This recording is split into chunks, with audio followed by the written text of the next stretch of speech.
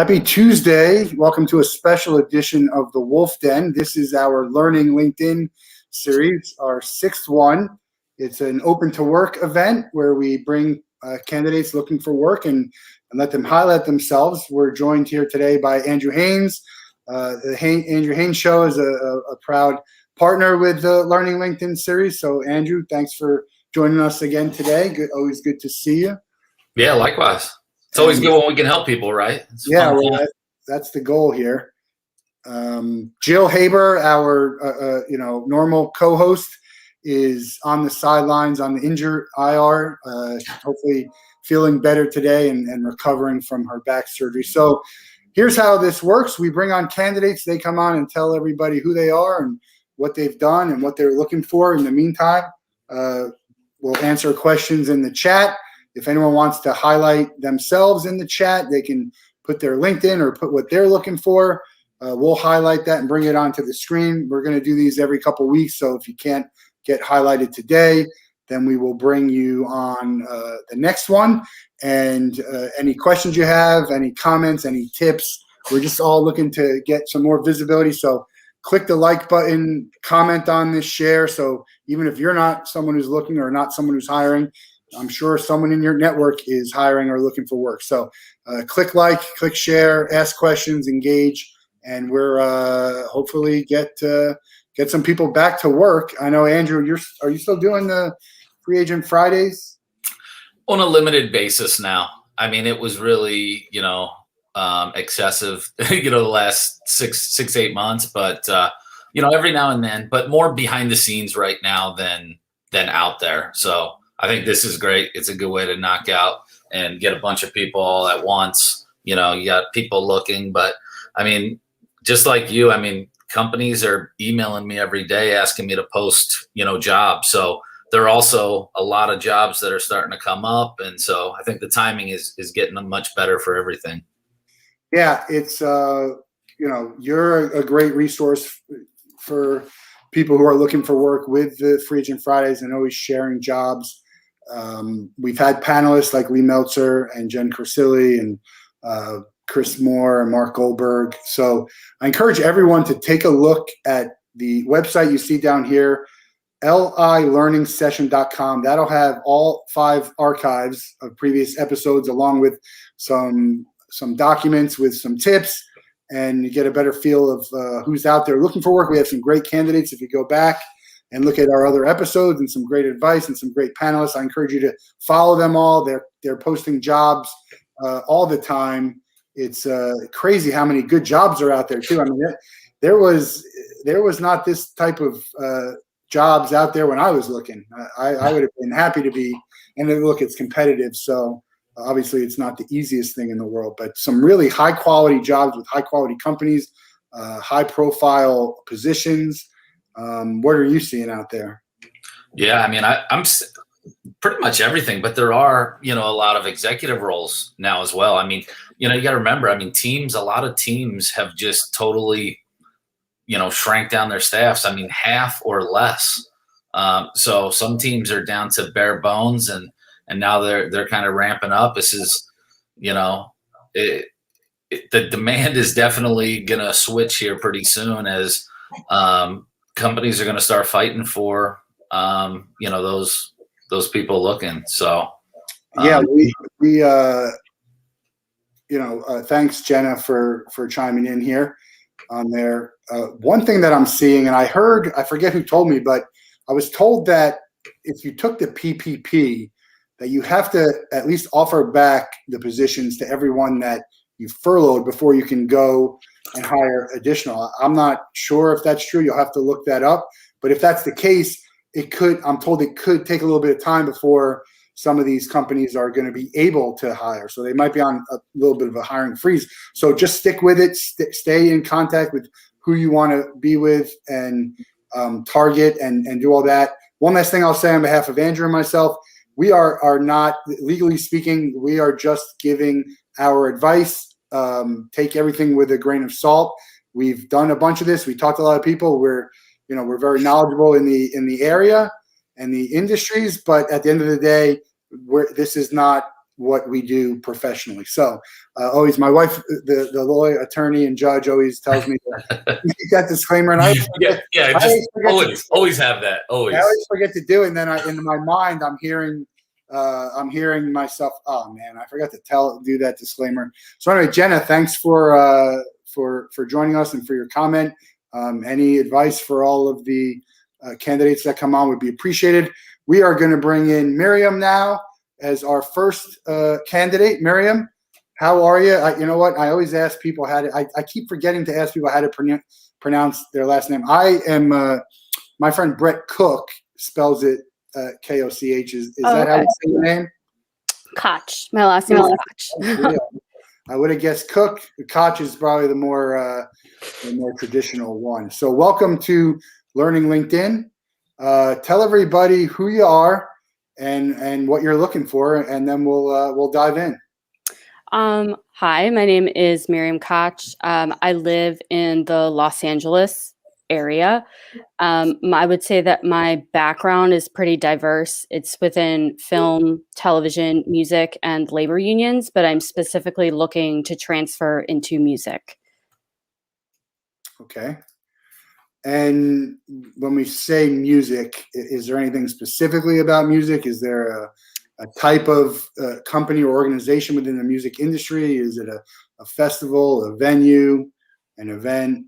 I would say it's more kind of behind the scenes, more at companies like management, like artist management companies like Maverick, also publishers like Downtown Music, Cobalt, Sony, Warner Chappell, things of that realm, but also the newer kind of companies that straddle the line between tech and music and just kind of are an amalgamation of everything, like Downtown, Cobalt, The Orchard are also really interesting to me. Yeah, I love that you name companies. We talk about this every episode. Target companies, put it out in the world so someone knows it's. I mean, and we'll post some stuff afterwards, but encourage you to tag the companies. There's someone, it might be watching or listening, that knows someone there that can help you, or say, hey, I think they just had an opening. So definitely something that we always encourage here. Sometimes we feel like a broken record, and a lot of it seems like it's common sense, but there's always something that we forget to do, that it's just, you didn't think about it. And then you're like, oh, wow, I should have done that. And maybe it helps. Yeah. The other question for you is, what have you done in the past? What's your background? Tell us the story, what your job search has been like. I mean, that's always, good to hear. So do you mean overall or like within the past year or so? Because obviously the short version overall, the past year, why are you looking for work? Obviously a lot of stuff is COVID related, but regardless, it's always good to hear what you've been up to and how the search has been going. Is there something that you found very helpful that could be a good tip for our other candidates? Is there something that you found very annoying and that you wish the industry and people could do better about? Just always trying to get some tips for the people. Well, before this, I was an independent contractor. While I was looking for something full time, I would do kind of things to fill in the gaps. Obviously, COVID has shut down a lot of offices. And at the start of COVID, I was told by the recruiters who actually place people in temporary roles that they were looking for very, very specific kind of positions. Like if you had accounting experience or if you had like medical billing experience or something of that nature. I would say that within the past few months, it's shifted from we're canceling positions or we're freezing hiring to we're coming back, but we just don't know when, because the music game is obviously a kind of wait and see, especially because it's so dependent on the live model for a lot of it. Obviously not for all of it, but a lot of it. Last week when I was in a seminar with someone from Live Nation HR said it was more of a kind of hurry up and wait situation. I feel like I've had a lot of success just with individual networking and with attending seminars, panels, reaching out to people afterwards. And just a lot of people are really open. You know, people now that they're home don't have the kind of pressure of commuting. So people are really kind of eager to meet people and to have conversations. Yeah, you know, you reached out to me after we set this up, and we had a quick conversation about, you know, what you're looking for, and plenty of other people willing to have that conversation. Definitely, as we say, target it to the type of people. Maybe it's at a company that you're looking for. Maybe it's someone with the same type of job title that you want. I found, and I don't know how you feel about this, Andrew. I found that the willingness to help is fading a little bit. It was like crazy last year. I feel like it's sliding a little bit, but there's still plenty of people who want to help, whether it's connecting with you, sharing your information, hopping on a call. There's still plenty of people who do want to help. So I don't want to discourage you from reaching out. Just to say that even where I'm sitting, getting a lot of people who can't be bothered to get on a phone call or return an email or a LinkedIn invite. Andrew, what are you seeing out there? Yeah, I mean, I think, you know, I've been seeing it myself. You know, it's like, you know, I've been trying to help as many people as I can the last, you know, year. And now I'm starting to get busier just with my businesses. And so I have less time that I can devote to helping. And so it's not that I don't want to, but I try to manage that time and try to do what I can and do recommendations as much as possible. But I think that's the number one thing that everyone needs to do that's looking for a position. I mean, I've been looking to you know, move into the major league level in sports and in an executive role. So I know how hard it is to get into those roles, but it comes back to a lot of it's relationships. And, you know, reach out. The ones that have time or are willing, they'll spend the time with you. And if they're not, then they're either too busy or you probably don't want to work for them anyway. Yeah, I think you can find it. Yeah, well, yeah, I mean, you can find sometimes, but I wouldn't judge a whole company just on one person. Yeah. On a great company and not a nice person, and then you might find a, you know, really nice person at bad companies. Anyway, it sounds like you're doing some good stuff with the networking, and you mentioned you were on a seminar or a webinar with Live Nation. What are some other things, you know, resources that you found helpful, whether it's LinkedIn or certain organizations, webinars, content? There's a great one that I've reached out to, or that I met the person who actually started this last year at the height of the pandemic. It's called Here to Help, 2 with a number 2. It's on Instagram, and for 24 hours every other Sunday. So it was this past Sunday, so it'll be in 2 Sundays from now. There are a wide variety of people that mainly work at tech companies, but it's greatly expanded over the time that I've been just looking at their Instagram stories. It's expanded to people that work in law or people that work in medicine as well. And they're there for informationals, for resources. Some people really love editing resumes. Here to help, like that? Yeah, here, wait, I can't see. Oh yeah, Here to Help. Yes. Okay. Just like that. And I've had great success with just reaching out to people. Everyone there really is there to help. And I find that they're really receptive. I've built relationships with some of those people who I've made the initial kind of contact with. I feel like that's something that people tend to forget, and that I forgot just at the beginning of networking, at the beginning of my career, because I feel like you're told network, but you're not really taught to build those relationships, or that's not really enforced. And I feel like more than ever, people just want other people to be human to each other. I've seen people post on LinkedIn or Instagram, Facebook, wherever, just about things that they're going through that are great and then not so great. And I think that just reaching out and being, a person, and having that person-to-person relationship is a really valuable thing to just be able to grow the relationship. Yeah, that looks like a great resource. I just went to the website, and so I'm going to put. There's a. I don't know if Andrew, if you can put that in the comments too, so people can maybe have it as a link. That would be helpful. So it looks like a great resource for people looking. We also like to push Linda Beltran and the Friends Helping Friends Find Work group on Facebook. That's I see a lot of the same jobs posted, but you never know. I mean, not everyone is on Facebook at the right time, or on LinkedIn or Twitter, or Instagram. So, just putting these out there in all these different platforms, I think is great. We used to say online is, I think there's a number, it's like 11% only of the jobs that people get were from online. The only 2 jobs I ever got worth mentioning were both found on monster.com. So, I don't know that you should exclusively go online, although you network, that takes you offline. I don't know if how you count that, but we're talking about actual, internet job postings.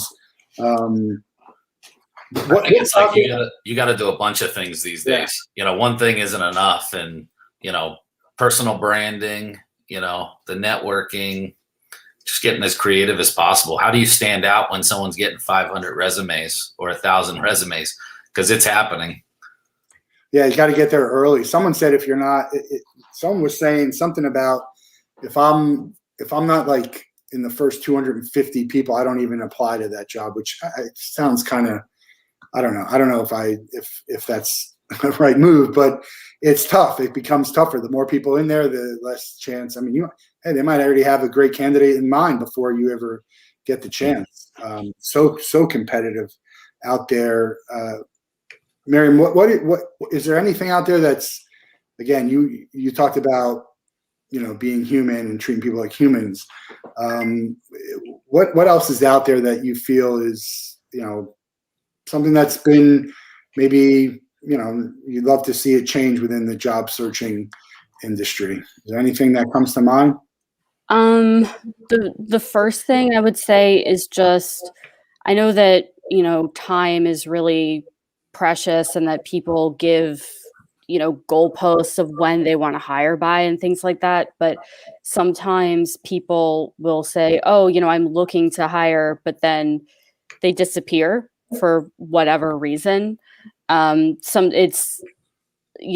it happen, and it's usually nothing to do with you. It's something that's going on within the company, within the person that's hiring, that, had to put out a fire. But I really wish that there was more kind of an honest level of communication of, hey, we already, we hired someone for this role, or we froze the hiring, or things like that. No one likes to hear bad news, but I would rather hear the bad news and have some kind of closure than be left in the lurch. Yeah, I agree. I mean, people are waiting, kind of waiting sometimes to make decisions. I mean, at the end of the day, you got to do what's best for you, but you might want to wait to hear back from someone because you think it's a better job, and you might miss out on a job. It's very easy to communicate. Hey, this job is taken. Hey, we're going to know 2 weeks from now, or here's what the process looks like, and lay it out. It doesn't seem that like would be something that's hard to tell people. Jenna with some more advice. Patricia Romboletti and Bulletproof Your Career. Never heard of her, but I will definitely check it out. It sounds like a pretty good Zoom call. Thursdays at 7:45, and giving advice. So lots of networking, so many resources out there to just help in this. As I mentioned, go to LI Learning Session and connect with all of our panelists. They post way more jobs than I do. I kind of post here and there, and I share when I can, and I do this, but they post way more, almost like it's their job. And some of them are looking for work themselves. Jill, our co-host, is looking for work herself and out there highlighting people's profiles and joining her resources and efforts into something like this, which is great. Anything else you want to tell people about why they should hire you and and what you bring to the table. There's a great opportunity to brag on yourself for a little bit and get some more visibility. I think that I have considerable experience with working as an intermediary between creative people and business people.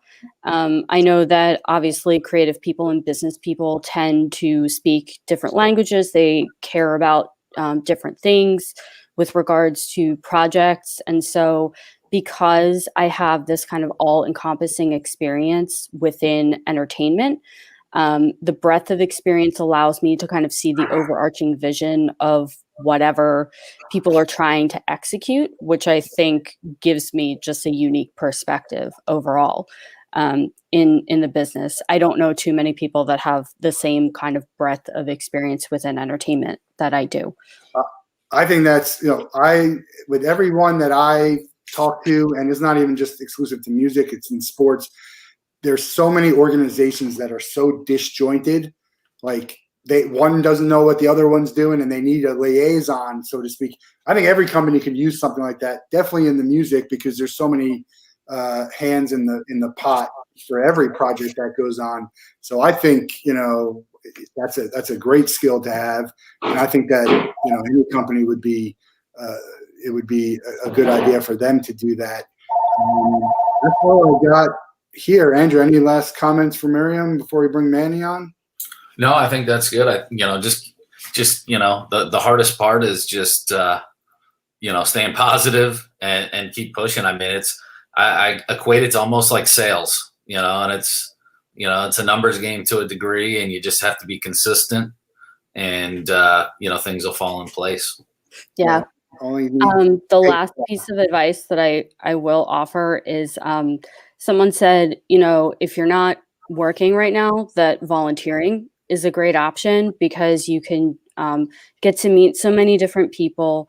You can give your time to something that is a worthy cause, and you can strengthen your skills in some respect too. So I think that people might not necessarily look at volunteering as an opportunity, but it's a great way to meet people. I think so, volunteering, but even do an unpaid internship. It doesn't matter, because a company will be like, yeah, well, we'll let you come here and you can use it, and it could be on your resume, and you can maybe try something that you haven't tried before. So there's Stay so busy. many things to be doing. Yeah. People need help. They do. So Miriam, great to chat with you. We're going to do our part to help get you some more visibility here, but thank you. Definitely some good advice here and some good information.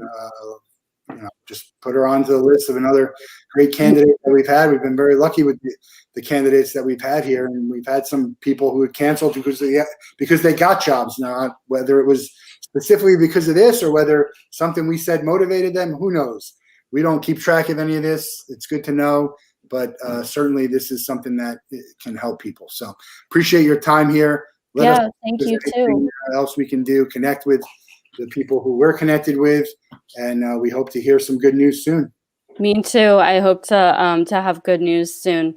Thank you both very much for your time. Bye, everyone. Good luck. Thanks. We are going to bring Manny on a few minutes early because we had some cancellation. So if you're listening and you're still wanting to be highlighted, we do have some open slots sometime a little bit later in the show, around 3:15 and 4:15. So if you want to come on the show, or someone that wants to come on the show, definitely let us know in the chat, and Andrew will get you the information. And so we're going to welcome Manny to the show. Manny, great to have you here. Tell everybody who you are, where you're at, what you're looking for. Nice. Matt and Andrew, thank you guys. Glad to be here.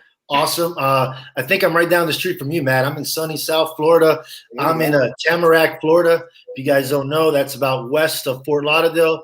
Little township here. It's really nice. That's where I'm at. It's been about. Hey, Manny, I started in Sunrise, then I moved to Tamarack, and then I moved to Coral Springs, Boca, and now I'm in Lake Worth. So I'm not close to you, but you kept moving north. You kept moving north. Yeah. Used to eat at that Cheddar's right on Commercial all the time. Great place. Hey, man, I think I was there like 2 days ago. Yeah. Hey, they got good food. They got good food. Tell us what you're Nice. looking for and what you do. Yeah. So, guys, I've been with the Marlins for about 19 to 20 years. It's very interesting. I see all these people and everyone, they've had different kind of paths and everything. I'm lucky to say I've been with one organization for 19, 20 years. I started as an intern from the bottom, and I rose all the way myself to the top as director of team travel, which that's known in the industry as the traveling secretary. You do a little bit of everything. That's your trait. That's what you do on the road. You're with the guys 24/7. You're a one-person show, and you're just running through walls to make sure you get things done, and you're getting from point A to point B to point C. Getting back to my 19 years, what did I do there? Started as a marketing intern. Opened my door, marketing intern. If there's individuals out there listening, hey, the internship, that was my way. I interned 3 times before I landed my first gig. So New Jersey Cardinals, they don't exist. 1999, I started there in the New York Penn League. I grew up in Jersey. There you go. There's Sussex County. Yes. So I started there, and then I ended up graduating from University of Tennessee at Martin. And then that's when I realized, you know what? I'm a young Puerto Rican going to the University of Tennessee at Martin. Dad retired in the military. We're outside Kentucky, Fort Campbell, Kentucky. Man, I got to go to my roots. I got to go where I can get some Latin food, enjoy, and rice and beans when I want it, So I got in my car, and I literally went down to Miami. I only knew my cousin. I have one cousin. She's the oldest one out of all of our family. She's like, come on down. I literally come down. I start working at Sports Authority. I get accepted into, this school, Matt, St. Thomas University. A lot of really good sports administration individuals out there. A lot of really good stories from that university. So I get accepted into there. I do that within 2 years. While I'm there, I'm the sports information director. Then getting back to the Marlins, I make the transition from the Marlins to the St. Thomas to the Marlins. I make that transition in 2002, intern in 2002, intern in 2003, which this is the opening door for me. Baseball operations. I became the player development intern with the new ownership that came in 2002. And then started in 2003. And as you know, what happened in 2003, we won a World Series. Right off the first, not even a year in, I get a World Series. Huh? You got a ring? I got a ring. First year in. Yeah, first year in. That's spoiled. Spoiled. Yeah. And then I went to 2003. And then I became player relations. Assistant player relations, and I did that for 2 years. And then they called me back to baseball operations, and then I stayed there till about fall of 10, and then I became the director of team travel at that time, and I all the way till November 2nd, this past November. So I did, unlike everyone else, I did have a job through COVID. You know what I mean? But then my contract expired 10/31, and then no longer another contract with the Marlins. So now I feel like I tell people, and I have conversations every day, I feel like I know my abilities. I know what I can do. I can go through a wall. I've been at the cream of the crop with an organization across the country, traveled the world. And I'm like, I feel like a top free agent. I'm just waiting for the call, I get the call, let's go, let's play, But that's where I feel right now. I'm here. I'm humbled. If you see my LinkedIn, if you guys see my resume, if there's something wrong, am I doing something wrong? Please let me know, because I'm here. I'm here at all open doors. Let's go. A lot of it could be timing. I don't know. Yeah, they replace the position, or they extend. Oh no, they replaced that position. You need that position. Yeah. That's George Costanza was the assistant to the correct assistant. Yeah, George Costanza. Yeah, you always need that position. That's a position where you do a little piece of everything, and that's when I say, you ask me, what am I willing to do? I don't have to be back in baseball, but I can tell you I've done everything. Yeah. Negotiations. When you think about moving a team logistically, I'm a problem solver. That's what I do. And I consider myself one of the best because I know what I've been through COVID. We were stuck in Philadelphia we went on a 6-day road trip. We were stuck for 12 days, got out of it, still made the playoffs last year. Yeah, hell of a season. Yeah. Marlins are, I used to love the old stadium because we tailgate. Now there's no tailgating at the No tailgating. The new stadiums. The new stadium's nice, and they just got naming rights, right? iLoan. They're doing really good. No, I sent all my positive vibes to them and everything. They're doing the right things. You know what I mean? And then I go back and I think about it. 19, 20 years. Man, That's a long time. Yeah. Not many of my friends have been with companies that long, so I get it, but I'm ready. If it's not working in baseball no more, that's okay. I make it to all these final interviews. Oh, and then they call me back. We love you. We love you. You know what? I'm frankly, if you love me, you don't love me that much, Right.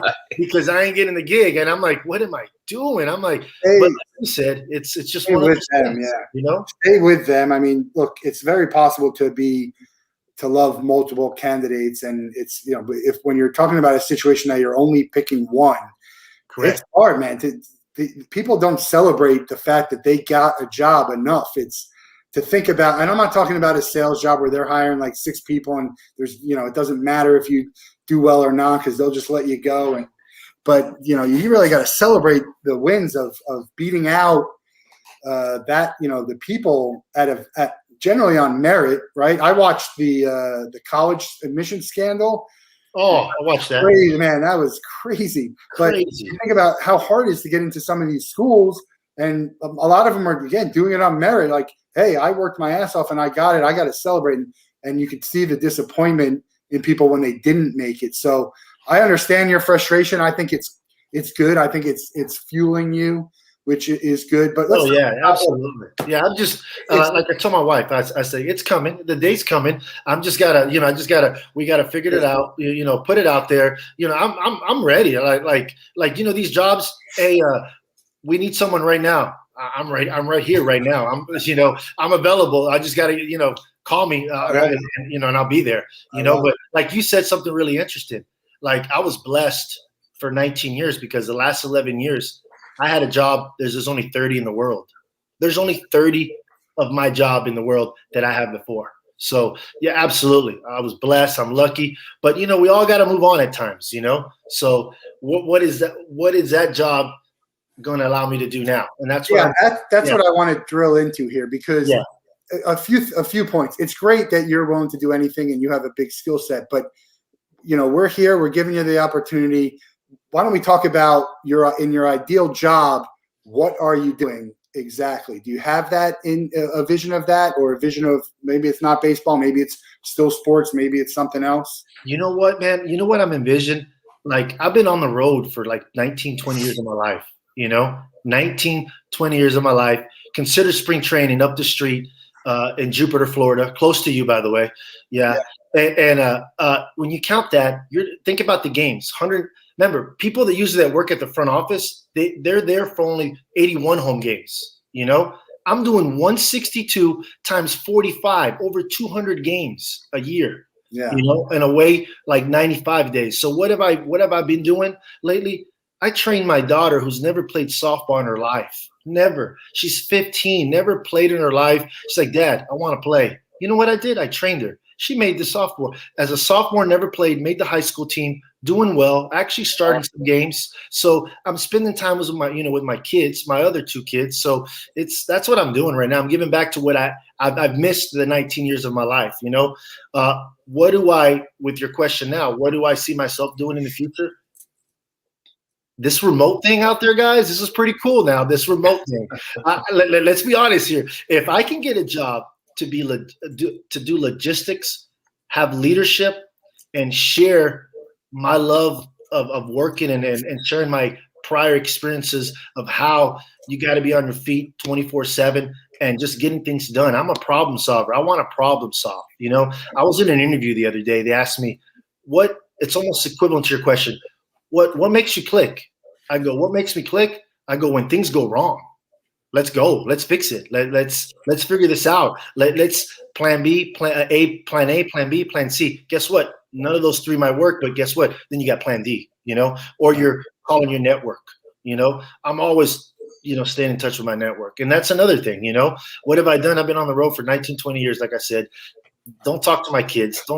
It's been tough. Now I'm actually reaching out to friends that I haven't talked to in 10, 15 years. They're like, dude, you forgot about it. I said, no, I didn't forget about you guys. You know where I've been. You know, I've been in the grind in the grind of a major league season, you know, and COVID was, that was another layer, you know, of life, craziness. So yeah, in a perfect world, just being able to, what ideally was work from home, you know, get to go see my kids play games on the weekends, Monday through Friday, you know, bust my butt and work really hard at home and get it done. And, you know, if I have to travel, I travel, you know, but I'm open to that, you know, but you can look at my LinkedIn file. I've done a lot. I've done a lot in this game of baseball. Does it have to be in baseball? No, I've interviewed it. Pretty funny. A Puerto Rican kid, no idea about hockey. I've made it to the final rounds for a couple NHL teams, a couple stuff, but I don't know the sport. But guess what?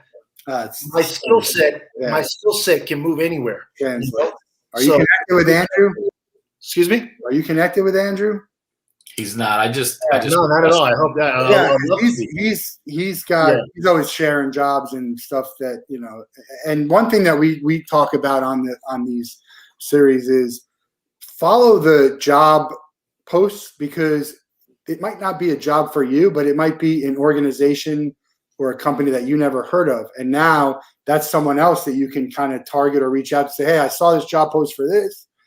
Here's what I'm interested in doing. Do you have anything available, or can you keep me in mind if something does? That's one thing I always did when I was looking. You're absolutely right. I just went through that yesterday, actually. I can't name the company. I saw something that I really liked out there, right? So I said, you know what? I do this with my wife as you know, for like going to museums and stuff. I said, let me send them my resume. I think I could bring something to the table for them. So I sent my resume to them and everything. And then within 2 days, she responded and she said, hey, I'd love to interview you. We get into the interview yesterday. She's like, dude, you applied for this job, but did you not know I had this job? I think you're more suitable for this job. I was like, happens all the time. I said, I haven't seen the job description. Book it. I said, either one, I'm in. Let's go, you know? And she loved it. But like you said, I followed that path, but I didn't know she had another opening out there, you know? So it's pretty, and I think I'm involved now. She said she's going to call me back, but you know, the term you guys like to use, the ghost, and I hope I don't get ghosted, you know? Yeah. Well, you know, there's not much you can do. You just kind of, I don't know. I get ghosted all the time in my line of work. I got ghosted with other things. I don't take no for an answer. I don't take silence for an answer. So I think you should, you know, still. Oh no! Make them tell you no at least. Oh yeah, no's closer to a yes for me. You know, I'll send out an email back. I'll respond until, you know, and then I'm like, really? They didn't respond? And then I'll respond back, hey, I think my prior emails went to your spam file. Yeah, just making sure this one didn't go through, you know. I'll use another email if I have to, you know. I'll get, you know, remember, that's what I'm here to solve problems. What's my problem right now? I don't have a job. So I'm, you know, I'm reaching out to everyone to help me out, because I think, and you've said it in these conversations, help is the key, you know?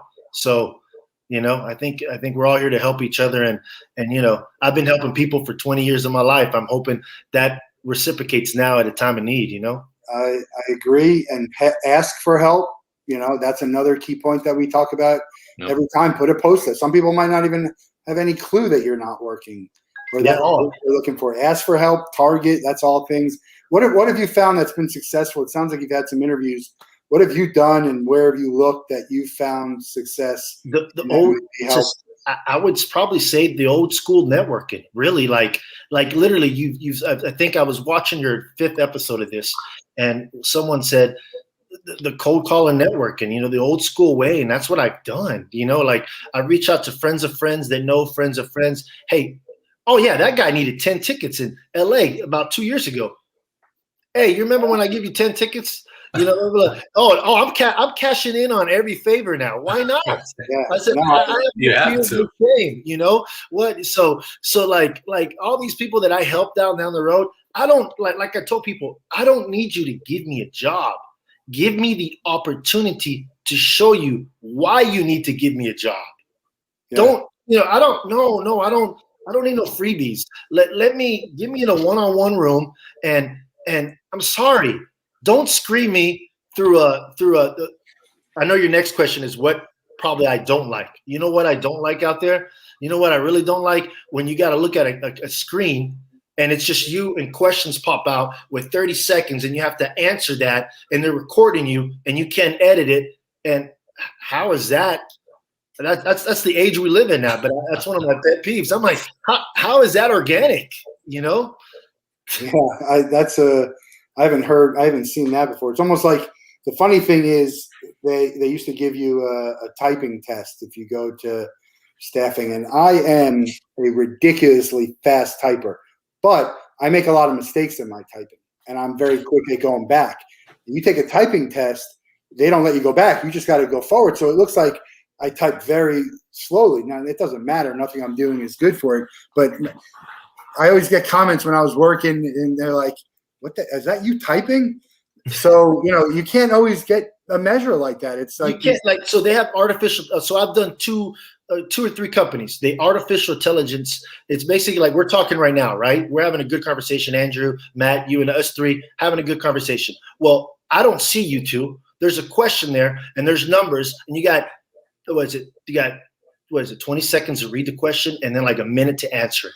And if you mess up, you can't edit it or nothing. Boom, next question. And it's to see how you speak, whatever. I'm out.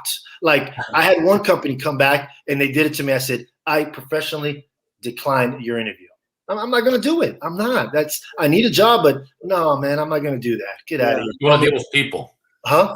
You want to deal with people. Yeah, and the job is dealing with people. So you want me to do artificial intelligence? Nah, man, I'm tired of watching AI movies and stuff like that. No, let's go. Let's be real. There was again back to the show, the college thing. They just talk about the AI type stuff and the stuff that's used, and it's just not. It's biased. It's just even the standardized tests are not. It's ridiculous. So, it's tough. I think you got to sit in front of someone and just have that feeling, because it doesn't matter what's on your resume. There's no guarantee I don't care how good your resume that they're going to be a good employee. Yeah, absolutely. You're taking a chance on someone and you're taking what might be your best educated guess, but that's after you sit through people and Yeah. And then had a bad day.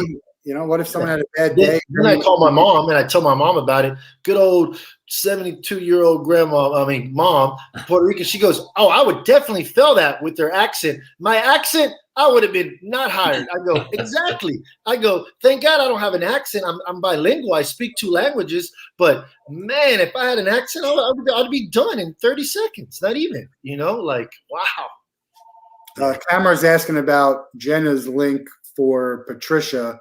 I looked it up on LinkedIn. I think you could find it there if you look up Patricia. So try and get that. I think that's where you can get that, Camera. So thanks for joining. Camera, we have time. I'm not sure if you want to join us today and talk a little bit about. We got some time at 3:15 and some time at 4:15 in case you want to join or anyone else wants to join. Put some questions in the comments, in the chat. Put some advice for everyone in the chat. What's working for you? What do you think is good? We've gotten some really good advice here today, like this Here to Help, the Culture Hub, Here to Help on Instagram, and that's a website. And then Patricia Romboletti with Bulletproof Your Career. Any resources that you recommend people dive into? I stick to Teamwork Online and, of course, LinkedIn and what is it called? What's the sports one? The First Row, I think. First Row Sports. Front Office. Yeah. I stick to Front Office. You know what I really started doing with that? And I think you start reading these articles that come out on Front Office. Just Google really quick when you're next to your computer. Google the company that these articles are coming out on. And, there's usually new companies or anything in the sports world or in any industry. And then you start looking at see if they have jobs. Some of these companies don't even have jobs on LinkedIn or anything, but if you go to the website, they have jobs. And they're posting them out there. So that's what I usually try to do. I try to go in there, I do research, see a company I like. Can I make a fit? Do I fit that protocol? Do I fit what they're sending, the vibes that they're sending out there? You know what? I could see myself working for them. Then I Google them. I go into their employment section. And a lot of these jobs, I find that they're not on LinkedIn. They're not on on Teamwork Online. They're not on Indeed. They're just on their site. So then I go out there and I do that, and then I go to my LinkedIn file. Then I see who works there, right? I'll try to see if I could figure out who works there, and then so then I got a little formula. It's worked, but unfortunately, the interviews that I've actually gotten and I've gotten really far, nothing's been generated through the internet or anything. Everything's been generated through good old fashioned networking. Okay, you never know. I mean, so people get all like worried about how you find something, whether it's here's a Zoom, whether it's a date or a job or who cares? You just need one, and however you can get it, and you just keep going, keep at it. Hashtag sports has a good newsletter. The ticketing business, the stadium business, yeah, they have good newsletters, and I mentioned those specifically because they usually have job postings at the bottom. There's a ton of industries out there that are good, and and they have great information and some companies and events that you might never heard of. So sign up for newsletters. It takes absolutely an hour a day and go through there. Yeah, you said you went to UF, right? So you contact your old school where you graduated from and everything, and you tell them I didn't realize this either. I think you probably realized too. They have newsletters they send out to all their alumni with job openings. Yeah. So I was like, wow. I was like, sign me up. You know what I mean? Why not? Nothing hurts. Yeah. I did see. I don't know if you're open to relocation, but I saw the Houston Astros had started posting a lot of jobs over the last week and a half. They did. I applied to one there. I applied to one there because there was one that was in West Palm Beach. I've taught classes. I used to be a college professor for 7 years on the side, adjunct professor. I've done that, and I was like, you know what? That's right up the street. I can go help the young Latino players there. That they had a nice role there, and I applied. I'm connected to people there and everything, so I haven't reached out yet to let them know I applied. So I got to do that, and So I'm open. Am I open to relocating? Yes, but I also realize that the entire country wants to move to Florida, and I think Matt would agree. And if they want me to leave Florida, please make a nice offer, because if I'm gonna leave where everybody wants to move, you got to give me a nice offer. Gotta be worth it. Man, Matt, out here. Huh? I have a couple names that you can connect with. Steve Schiffman and Tony DiCamillo and Ken Troop. Those are all people who have some roots in baseball that might in Texas, and Shifty's has some great experience. He was a guest on the Wolf Den, but you should reach out to them and see if they have any suggestions or advice. Hopefully anyone would give advice. If you're outside of baseball, let's say you're outside of the 4 leagues, what type of company would you think would be best for you? If I'm out of baseball, just not any of the major leagues. Let's say you're working for a company and not a league or a team. I could. I've had a couple calls with agents to take care of their clients. Remember, one of the things in my past, I'm the first guy in contact with all of our players, and that's another tool that I've been using. I've reached out to all these players that started companies and stuff like that. So I'm reaching out to those contacts, and those are huge right there. These guys are multi-billionaires, and they create their own companies and stuff like that, and they're investors. So that's my new path now. I'm trying to reach out to all these players that I've had contacts in the last 20 years, that these guys are investors in money and everything. So getting back to your question, though, I could see myself working for like I said, a logistical guy, like a project management guy. I think, you know what I mean? I think that's what I could do. That's what I bring to the table, because when you talk about my past, I'm connected to 30 major league cities in the world, in the country.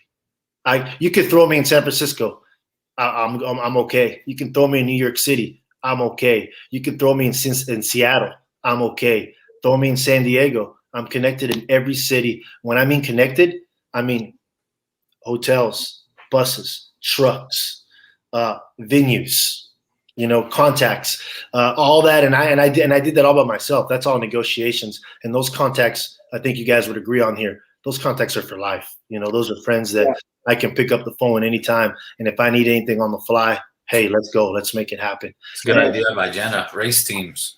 Yeah, so stuff like that. I'm open. A world international job, yeah, I'm open to that too. That's come up a couple times. International. I love Spain. If anyone's listening out there, I love Spain. Let me tell you, I would move to Spain tomorrow morning.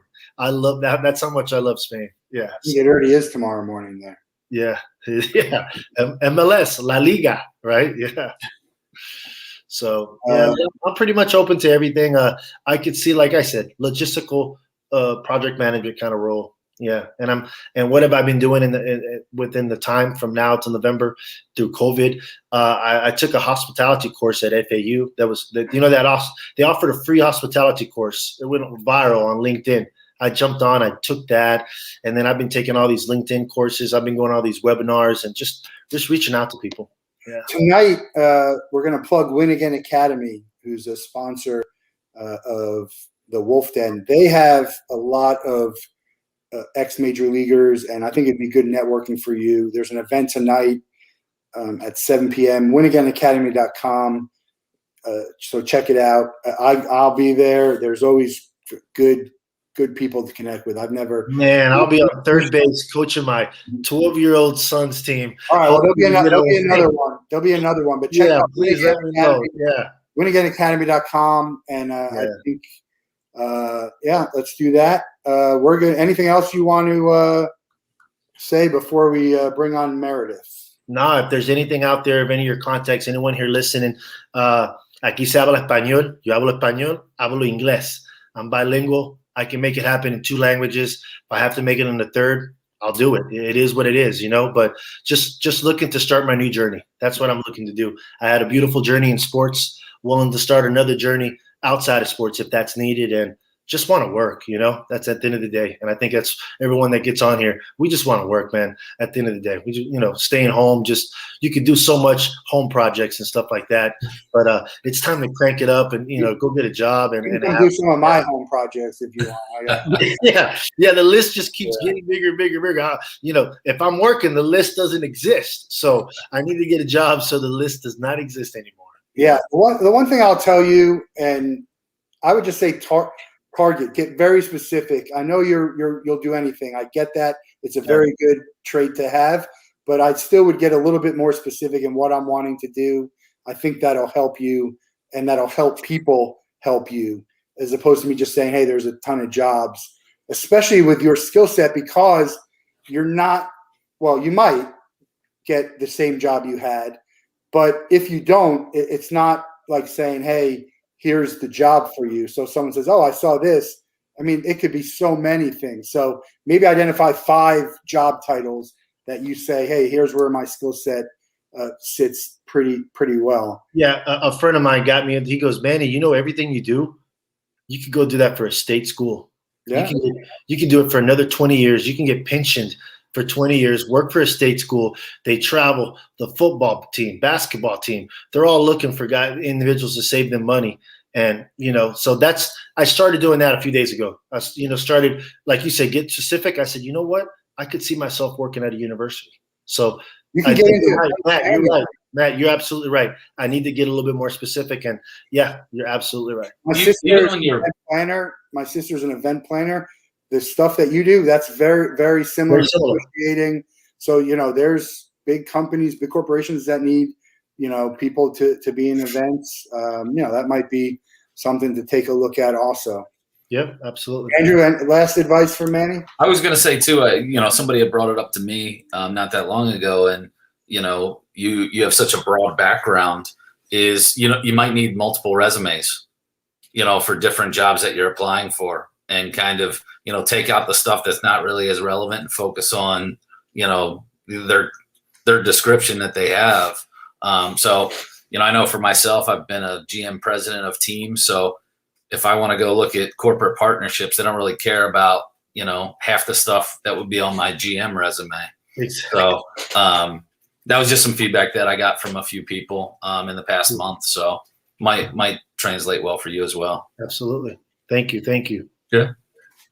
Well, Manny, really great to chat with you. I was just talking to my friend Francisco about going to a Marlins game coming up soon. So nice, enjoy it. Yeah. It's a young team. They're going to be good. They're going to be good. I They're going to enjoy be good. going in the middle of the middle of the day and just kind of sit back and enjoy baseball. Is always a fun sport. I have no doubt that you'll find your next home and the right home. It's better to find the right home than the wrong one soon. Yeah, So keep at it. Just stay positive. Yeah. absolutely. Know what you're doing. I don't think Yeah, he's gonna question me hey, back. Matt, I'll challenge you on one thing. You really, really need to keep track of everyone that's getting a job off this. That Yeah. would be really cool to go back. Yeah, and be like, where are they now? You know what I Yeah. mean? I think it's really cool. I think so. We'll do that. I don't know that there's been any direct hirings. I don't know, man. I think this is a good thing you're doing, man. I appreciate it. It's been awesome. Oh, wow. What a platform to help individuals like myself. And, once again, Andrew, thank you for the advice, both of you. And, yeah, let's stay in touch and let's see what happens. Yeah, I'm going to send you some names of people that I think you should connect with and some maybe some more networking or resources that I think would be good for what you're looking at. And then we'll post this, and tag you, and we'll tag a bunch of hashtags so people can go and just say, What we did was we'll post it and be like, hey, Manny was on at 35 minutes, so you don't have to watch the whole hour if you just want to look for someone who's doing this. I mean, it's cool. Well, people might not want to sit through 3 hours of this, So we appreciate your time. Good luck. Let us know how everything goes, but we'll be in touch. Thank you. Thank you, everyone. All right. Thanks, man. See ya. Bye-bye. And we are going to wait a few minutes here to see if our 3 p.m. shows. We have Meredith waiting in the green room very patiently, so she will be on soon. Again, we do still have some open slots later on in today. Let me see. You're looking at like around 4 o'clock or 4:15 is when I think our next open slot that hasn't been taken yet. And here we got Ray. So Ray is here. We're going to bring Ray on now, and then we'll get to Meredith. Ray, how are you? What's going on? How you doing, Matt? Ray, I'm doing great. Glad to have you here and accommodate you. I know you had some conflict later, so we're glad that we can fit you in here. Appreciate it. Tell everybody who you are and where you're at and what you're looking for and what you've done and what's been working, all that, and then we'll dive in. Okay. I'm Ray Leonard Jr. I come from Maryland, the DMV. I live out in California now, a little small town called Temecula, California, Southern California wine country. I was a 2-sport athlete in college at Ohio University. You can see the helmet in the back. I got a degree in sports management when I came out of Ohio University, and that was 1996. And I saw Jerry Maguire, and I said, "That's going to be me. I'm going to be the next big Jerry Maguire. They're going to show me the money." All the romanticism of the sports management business. I ended up starting my own sports management firm. My buddy Gary Trent was the number 11 pick in the NBA draft. And so he's asked me, "Can you help me out, while we're in here?" And I was like, "Well, I really don't know the business yet, but yeah, I'll do it." And I just kind of learned and grew there. And I started my business with 1 client and grew to 22 clients and 15 employees. And, ended up selling my company by the age of 26 years old. And I sold it to a financial services company because I didn't have any idea of what else was going on. So I said, well, guess that's where the money was. So I was chasing the money the whole time, not really find my passion. And so I went into the finance business, got my Series 766, went to work in Merrill Lynch for a little bit, and then the sports and entertainment division at SunTrust Bank, and did that until the crash of 2008. And when 2008 crashed and I had my kids and my family, my son was pretty sick. The doctor told us we needed to move to a drier climate than Georgia. Because if anybody's been in Atlanta, Georgia, you know how the pollen is on top of your car in the morning. And it was basically killing my son. So I said, okay, well, I'm in the next phase of my career. Let's move. We came out to California and have been out here ever since. I worked at the AM 570 when I first got out here at the radio station. I've been in a sponsorship. I worked for a company called Luda Sports in in San Diego, and we basically did all the background logistics for all the major events, from the Olympics to Super Bowl to similar to what Prime Sport does in the ticketing business and the event business. From the logistics in the background, I was the VP of Business Development and Marketing. Built the team from 6 people to over 100 people. When I was in London, managed 16 hotels and over like 650 families, Olympic families, for about 60 days straight. And that was the culmination, one of the biggest positive things in my career, because I didn't sleep for 60 days straight, but we got it done. And then I got back. When we got back, the company was being sold to another company in Austin, Texas. My wife had come to like California and decided we weren't moving to Austin, Texas. So I ended up partnering with another business associate of mine. We started a company called Launch Team Consulting. And for the past 6 years, we've been doing organizational development, leadership training, diversity, equity, inclusion for the military, for different corporations. I've been traveling across the world, speaking at all the bases until the beginning of 2020, when all my contracts got stopped. So, I've been pretty much an entrepreneur, hustling pretty much most of my life. I did have some brief stints. I had an internship with the Atlanta Knights hockey team. That was my first start into venues and events. But I've been producing events for sports consulting for years. From the NBA All-Star after parties to concerts for Beyonce. So I've done quite a bit of things, everything that's involved in sports and entertainment, pretty much. So now I'm looking to get back into the sports and entertainment world, specifically sports here, hopefully here in California, because my wife is just rough. She don't want to move nowhere else. So that's pretty much the basis. I've working by yourself, it can be taxing sometimes, and I'm a team person, so I want to be back out with the with the people and with the team again. Okay. The first thing we talked about this with a couple other people in LA. Have you reached out to LA 28, the Olympic Committee? No, I haven't reached out to LA 28, but I did reach out to some friends at the USOC. And so I've been having conversations. What I found, and I started reaching out because of my track record, that I'm having some success right now. I'm having conversations. I have some interviews set up, but I haven't updated my resume in so long and been in the space. And so now I know there's automated HR systems that will kick you out if you don't have your stuff correct. So I'm working on that right now for some of the things that I've applied to and submitted for, but just opening back my network up, and I literally just started the process. Okay, well, we're glad to have you here. We got your LinkedIn up here, so definitely recommend your beefing up your LinkedIn profile as well.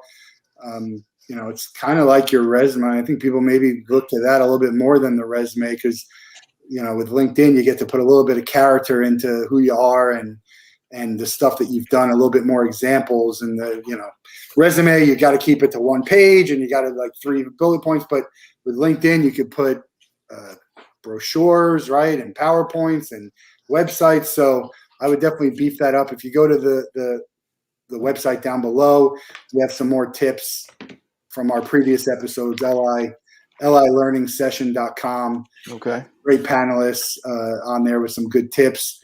And so that, that could be helpful. So it sounds like you're looking to get back into, full-time work, not as a consultant, not as an entrepreneur. And you said you're a team player. What else about that intrigues you, or do you think you're well suited for? Just from I'm 47 years old now, so the constant running around of the craziness and every single day hustle is not where I am anymore. So I like the set structure. I like a little bit more security set in there, and I just like seeing something that I can contribute to, and I don't have to be the person that's responsible for every single thing. Yeah. Anything specific that you're kind of looking for in the sports world, as far as, partnership sales or general management? You said it right there, from business development, partnership sales, and general management. those are the three phases that I'm looking at.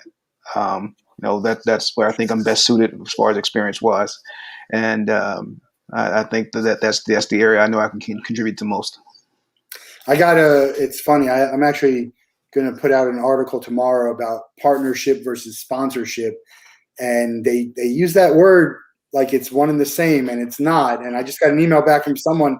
She's like, are you sure you want a partner? Like, I'm not sure. I do partnerships. Doesn't sound like you want a sponsorship. But I'm like it depends on how you define partnership.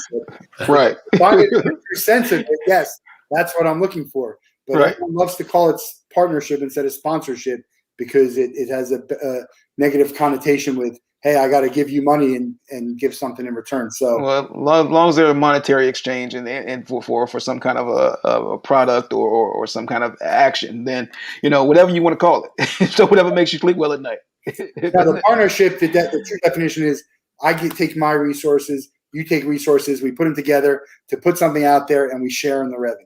Right. That's what a true partnership is. So anyway, that's for a whole nother talk. It's like the influencers with the collaboration now. Don't get me started on influencers. Didn't you just put something out about the influencers the other week, Matt? You just ruined this whole episode. I did an article last week about influencers on LinkedIn that as long as you're not an influencer, you probably. I was wondering if that was directed at me. And it said, if you think it's directed at you, it is. It wasn't, but it's funny that you do right. If you think that I'm talking about you, I probably am. That's the general of it. Man, so I mean, a ton of experience here. What have you found that? And it sounds like you're just starting to get back into it.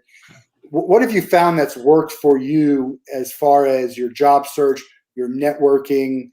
I know I met you on Tim Claiborne's Locker Room, which is a great resource for anyone in sports. Right. That's one of the things I'm going to tell Manny to check out. What else have you been doing while you're kind of looking? Well, I'm a networker, and I try to use my resources to bring people together. And that's kind of been my secret sauce of success forever. Is I will do something for a friend or for a business associate and not really expect anything back in return. And if I can connect somebody that makes sense, then that's what I've done. I've done it quite a few times here lately. And when I've opened my Rolodex back up and kind of targeted where I wanted to be in the conversations that I wanted to have, it's starting to bear some fruit. So my biggest thing is to open up as much as possible to see what possibilities are out there, and really not stymie myself, but be in my lane of where I need to be. So I don't want to be cast too wide of a net that I'm catching everything, and so I wanted to be a little bit more targeted, and so that's kind of what I'm doing, and just keeping my name out there, and being on a show like yours, and just having that conversation that maybe someone sees and says, okay, here, this may be some a fit for you. Candidates on this. It's amazing because I don't really pick and choose much. I just put it and say who wants to come on, and it's no surprise that the people who are the good candidates are the one who jump at the opportunity like this to get their name out there and to participate. It's I think it's those are the people you got it. There's so much competition. I don't care how good your resume is and your Rolodex is. There's someone out there who's better, who wants it more, who might know someone. So, you can't let up at all. Annie had, and you leveraging that Rolodex that you do have, because, you talk all the time, and you probably know this from your Series 7 in your financial world. I mean, there's people who've jumped from place to place just because of who they can bring with them in their network. And I'm not saying you're bringing someone to the network, but just the access that you might have through the contacts that you've made through all of the great stuff you've done, whether it was the consulting or the associates that you had and the company that you started and sold. I mean, that's definitely something that I would leverage as much as possible. I would even go through all that and just reach out to them and say, hey, I'm looking, do you know anyone? Because everyone knows someone who's hiring, or everyone has some type of advice to say, you know what, I saw this thing on LinkedIn about someone promoting, and then they can reach out and come on the show. Or I saw this right here. We'll talk about Jenna, this bulletproof your career, or the here to help on Instagram. I mean, there's like 3 or 4 things that I learn every time we do this that I never even heard of. And then we keep expanding it, and people like yourself who are willing to help. It's just, you never know who's going to be that person. I think for me, it's been who I least expected. Like the people I don't know very well have been the ones who have helped me the most so far with what I'm trying to accomplish. So I think, stay at it in that respect. That would be what I would tell you. Andrew, any thoughts? No, I mean, I think I'm an entrepreneur as well, and I've kind of, been, back and forth on trying to go after that career too. And the big thing though to think about too is just, explaining your story and, going from, being an entrepreneur to, the corporate side of things. Right. And I think, a lot of people will see your resume and be like, oh, maybe overqualified, or we can't afford him. Right. Things like that. So, cover letter, I think, is really important. And if you don't have that relationship, but trying to get that story out there a little bit, and I think it'll definitely help. Even a post. I mean, we talk. That's how I got introduced to Jill. We encourage everyone to do is put a post out there. Let people know, hey, I'm looking for this. Here's what I'm looking for. Maybe even throw tag 10 companies out there, and really, again, target, like you said, target what you're looking for, because somebody's got to know someone at these places. I see people when they say, I'm looking for this, or anytime someone tells me they have an interview, oh, who is it with? I probably know someone who knows someone, or somewhere in that connection there. And I don't know that it's going to help, but I don't see how it can hurt. Yeah, I think that's part of the issue. What Andrew said is some people saying, your background, you may be overqualified, or we may not can afford you, but so that's the conversation. Especially because of my podcast right now, I have a pretty popular podcast, and I have all these athletes or celebrities on every week, and so I'm sure the conversation comes up like, what are you doing? What are you looking for? But there's a story behind it. So if you hear my story, maybe the cover letter is what I need to do to make it nice and succinct or post. So I appreciate that. Yeah, that's, do you have have you talked about, companies that you would like to target? Is there any, like a dream scenario, or, always good to throw that out there. Yeah, there's been a couple conversations. I actually have a conversation later today, with a company that I've definitely been looking for, to get involved with, and so it may be by the end of today. Yeah, maybe back open good. So we like to hear good, positive win stories. I think it's going to happen. But speaking about overqualified, or with your skills, the stuff that you've had being an entrepreneur, and I know it because I'm living it today. There's so many other things that you have a hand in, that you've done, like the finance. Like when you're running your own company, I mean, you're doing everything. I'm doing sales, marketing, HR. You do everything. You control everything. Yeah, so that's a bonus to have someone who has that in their mind and that skill, even though they're not hired to do it.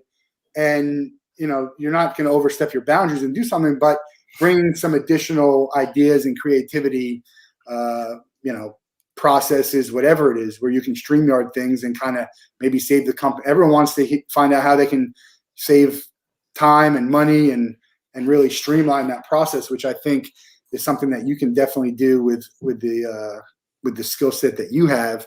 We're going to bring Meredith on in a few minutes, but it was great to chat. I have some things that I can send you that I think would be good. One last thing, Ray, that I was telling Manny earlier, and somebody had brought it up to me about a month ago, is the potential to need multiple resumes too. I'm kind of like you. I've never really I had one job, in my adult life, so putting together that resume was tough. But now, if you're in the partnership or sponsorship side, or if it's general management, you might want to have different resumes for the different areas that really hone in on those specific skills. Yeah. Excellent. Well, go Bobcats. Yes, sir. And we look forward to hearing good news from you. And I'll probably hopefully see you on Friday at the locker room event, or maybe you'll join the Wolf Den, and we'll talk sports and all that good stuff. We'll see you again. Thank guys. So thank you so much for having me on. I appreciate it. Keep doing what you're doing. Thanks. All right, see you. All right, cool. Great. We're going to keep it going and bring in Meredith. She has been waiting very patiently. It was an early bird, and we actually had some open spots, so great to have it work out that way. Welcome to Learning LinkedIn, and tell everybody who you. I mean, you've been listening. You know what to do. To who you are, what you're looking for, where you're at, what's good, resources, tips. What do you hate? All of it. No, not working.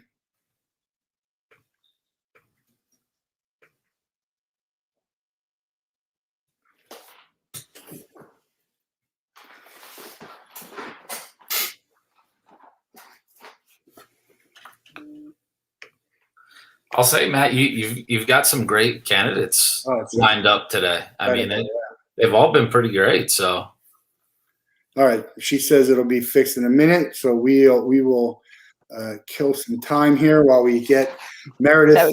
There we go. Now that was less. Perfect. Good job.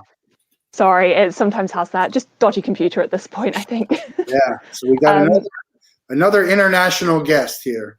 We had last time. So introduce yourself and tell everyone where you're at and what you're looking for. Sure. So my name's Meredith. I'm based in the UK, not far from Birmingham, so about an hour and a half north of London. I've actually just graduated past summer from my undergrad in sustainability and sociology. So a little bit of a curveball compared to, for example, the sports industry, but my main focus is on environmental and social sustainability in sport. I'm currently applying for my master's degrees and hoping to do that in environmental management, but unite that then through work and also through hobbies in terms of bringing it into sport. So at the minute I volunteer with an NGB, and I'm working both in their volunteers department and also developing a sustainability strategy for them. And yeah, that's kind of where I'm at. I'm obviously quite new to the whole industry. I've been on the locker room, which is how I kind of found out about this event too. And yeah, I'm just kind of really happy to learn and get to know people, because obviously I'm quite at the start of my career. So finding my footholds at this point. Well, that's a good start, joining something like the locker room. For those who don't know, Tim Claiborne has an event. It's a networking event. He now has a community, because I think there's a website. It's called The Locker Room. It's every other Friday, I think around 2 p.m. Eastern. That's where I'm at. So what is that, nighttime or at dinner time for you? 7 p.m. or so. So yeah, okay. It's all right time-wise, at least. Yeah, it's all good. And great people. That's where we met Ray, Meredith, and a few others. And it's different people. So, it's not the same people every week, although there's every other week. But people looking for help, looking to network, looking for jobs, looking for help with their, work. And you never know, like, give them some help and it might come back to you. It might not, but it's definitely good. So it sounds like you're doing some good stuff. Are you looking for a job in the States? I'm kind of looking everywhere. So I did my year abroad out in Canada. So I've kind of got a couple of contacts out there as well.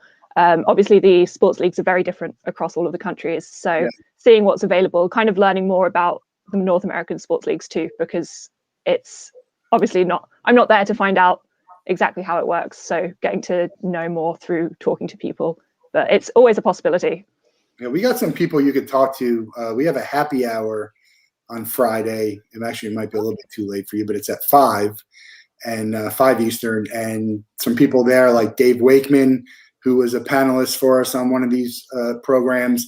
He has a very good pulse on sports outside of the U.S. And Alana Weisberg was a candidate here on Open to Work, and she's in the sort of the science/sustainability area for that. So talking to some other people who are in the same world, or they might be able to give you some good tips. So you've just graduated. Yes. And did you have any internships? I worked throughout my degree mostly, so I never did a specified internship, but my background is in events and arts and culture. So I've worked as a steward for about a year at one of the local theatre venues, and then I've also done a lot of conferencing. So not directly sports related, but obviously a lot of transferable skills. So both in operations and on the behind the scenes more. Yeah, agreed. what is sustainability? I mean, tell a little bit more about, what you're looking for within that. Obviously we understand what sustainability is, but what does that mean in the sports world, in the context of the jobs that you're looking to get? So obviously there's kind of three aspects of sustainability. People mostly focus on climate change as the main focus, but really there's so much more that brings into it. So for example, you don't just see things in terms of leagues reducing their carbon footprints or bringing in reusable plastic as opposed to disposable plastics at venues like the Climate Pledge Arena in Seattle. But there's a lot more on the social sustainability as well, and the economic sustainability. So bringing in well-paying jobs that are open to the community, improving local communities through education or gender equality. And being able to influence communities in that way, I think, because there's a lot more that the sports industry can do, both professionally and also at more of a grassroots level, to influence communities for the better and kind of improve everything. So whether that falls into community relations or social impact or a specific sustainability role, there's a lot of different ways, I think, that I'd be interested in getting involved there too. I feel like the music festival and concert world is big on that, because there's so much littering that goes. It's crazy. I go to the Tortuga Music Festival. It's an organization called Rock the Ocean, all about sustainability. I mean, that's basically what the whole festival is, aside from the music. And the amount of trash that people they can't be bothered to fix it. It's crazy. And that's that, it's funny because it's country music, and I'm a very big country music fan, but they just don't kind of care about that thing. It's a weird mix of country music. So I think that, I think that might be a good area too. Music festivals and stuff like that. That would be something that just pops into my head. Absolutely. There's so much that comes through, whether it's based in venues or in teams themselves. There's a lot of opportunities and different ways that everyone can kind of make the impact. So it's really good to kind of hear about other opportunities there as well. Yeah. What have you been doing? Obviously you went to the locker room. Is there any other resources that you find helpful, or other networking groups or people? What can you tell others that you think has worked for you? I mean, obviously, and when we say something that's worked, it doesn't mean you have to land a job. It can mean you met great people that are helpful, other people who've given you other ideas to go to. Obviously the only success in a job search technically is getting a job, but there still are other successes that you can have in the context of a job search. Yeah, absolutely. So I've been working part-time, or full-time rather, whilst I've kind of been applying for masters. So I've not been in the sports industry there, but a lot of what I've done is actually through Eventbrite. It was a really weird tool that I kind of, or it's something that I realized could be used as a tool quite quickly whilst I was looking for ways to network or socialize in my time whilst I was getting experience as well. And I've been able to attend some really interesting events, both in the UK and also virtually across the entire world, especially during COVID. So much of it is actually virtual, that it's been really great to meet people that way. And quite often they're smaller events too, run by organizations. For example, I attended one by, I think it was the Wisconsin Green Business Council. Obviously, I'm not in Wisconsin and have no ties to Wisconsin whatsoever, but they had some really good resources and information that I would have never realized otherwise. So just searching I just searched vague keywords on sustainability or sports to see what came up. And there were like a lot of sports business conferences to kind of use as another tool too. So just really looking and going for it. Yeah. So when the pandemic first started, I was on like 3 webinars a day. And the great part about the webinar was I didn't even really care as much about the content, because I didn't find it to be that unique. But in the comments, in the chats, just put your LinkedIn resume and, hey, I'm looking for this, or, go on Clubhouse. And so there's so many different ways that you can just interact with people.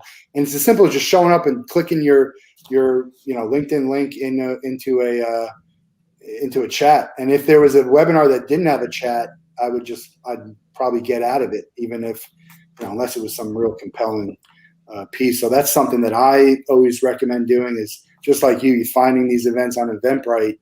Some of them are straight networking events, and some of them are just informational events. Some of them will find, hey, I never even heard about this. And from the Wisconsin Green, you're going to go down this rabbit hole of, you could type in who are Wisconsin Green competitors, or there's a website out there that will show you, oh, you looked at this company, here's 5 other companies that are similar to that. I mean, there's just, the information is out there. You gotta find it. That's, I think, part of it, other than just looking for job postings, is researching to find out what you don't, we don't know what we don't know. So find out, what haven't you ever heard of yet? And there's so much, even in the sports world, so many teams and leagues and other companies that are on the periphery of sports. It's incredible. I'm in that world for Ticket Time Machine, and I can tell you I'll never get through to all of them. I just have a list that I can't even get through. Way more than you would think.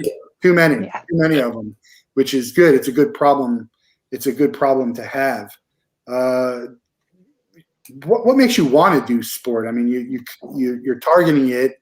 I think sports is something a lot of people do, but what makes you want to be in sports? I kind of wasn't quite sure what I wanted to do after graduation. My thoughts were public health, maybe something else. A lot of career changes whilst looking at opportunities for degrees. But I got really interested in Formula One over the summer when it started to come back.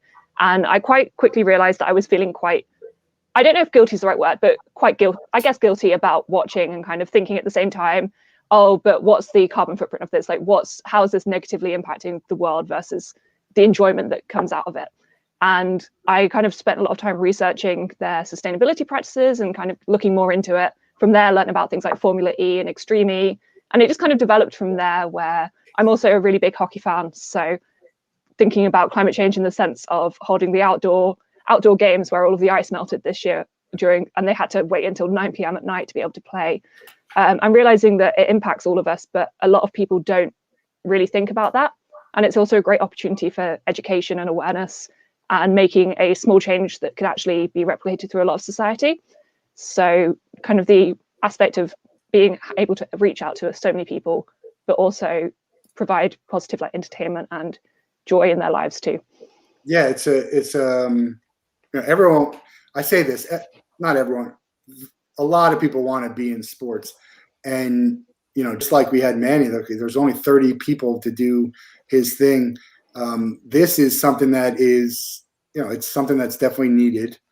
And it's I don't know what the word for it is, but it's not your average sports job. So it's kind of, it's a little sports, a little science, it could translate to anything also. If you're doing the sustainability type and that's what you're passionate about, that could translate anywhere. So my advice would be absolutely target for what you want, right? Go look for a sports job.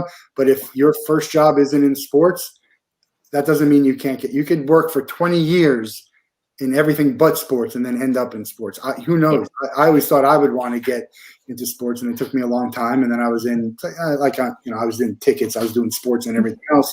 And then I got out of sports, and now I'm back into sports and entertainment. So that would be my advice to you.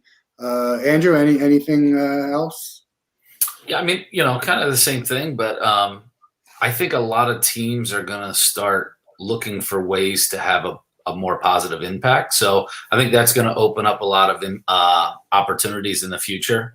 But even like Matt said, I mean, I think in that field, there's going to be a ton of opportunities. I mean, even with, local municipalities, with cities, states, government agencies, colleges, universities. So I think you're doing a good job though. I mean, you got to just stay out there, continue to network, meet people, build genuine, real relationships, and just be consistent.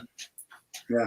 No, so going back to the music festivals and concerts, there's always a company there that has some sort of booth, maybe a brand ambassador to start, with the different companies that are working in that space. That's what I would look at. It might not, and that might be what you're doing already. I don't know, but there's always more, and more companies that you never heard of. And again, don't worry about target. If you have a dream job and a dream company, go after it. But if you just kind of get your foot in the door today and it doesn't happen until next time because the timing's not right, that's okay too. And anything else you want to tell everyone? It sounds like you're like as Andrew said, you're doing all the right things. I think you're going to have a lot of success in what you're doing, from what I can tell, and since we've talked before. Anything else you want to tell everyone about yourself before we bring on Nicole? I think just kind of saying thank you, and obviously if anyone is interested, whether that's connecting to either learn more about sustainability or just to chat in general, I'm always happy to chat no matter the time. Perfect. We appreciate that. Great to have you here. And yeah, thanks for having me on. I'll let you go and bring on Nicole now. But See ya. Thank you. Have a good evening.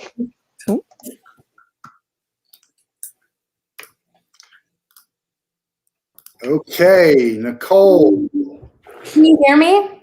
I can hear you. Okay, awesome. Welcome Hi, Matt. to LinkedIn. Hi, Andrew. Hello.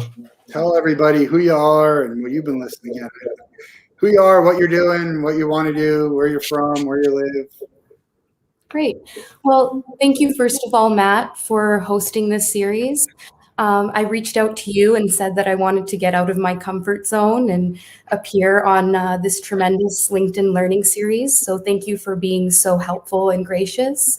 And thank you, Andrew, for always posting great career opportunities so that I can then in turn share that with my connections and network. And thank you for your expertise. You guys are both the real deal. So thank you. Appreciate that. So my name is Nicole Mazurek, and I was born and raised in Calgary, Canada, and I still live here in Calgary. A little bit about my work experience. I was a respite worker for a teenager with Down syndrome. So I helped her with her after school activities, her work activities, and was just an overall companion. And I did that for about 1.5 years. And then I was a full-time sales associate at Sunterra Markets. And I would describe Sunterra as a combination between Trader Joe's and Whole Foods. And then most recently, I was a customer service representative at the Calgary Jewish Community Center. And just to provide some context, the population of Calgary is over 1.5 million people, whereas the Jewish community is about 8,000 people. So very small relative to the population of Calgary.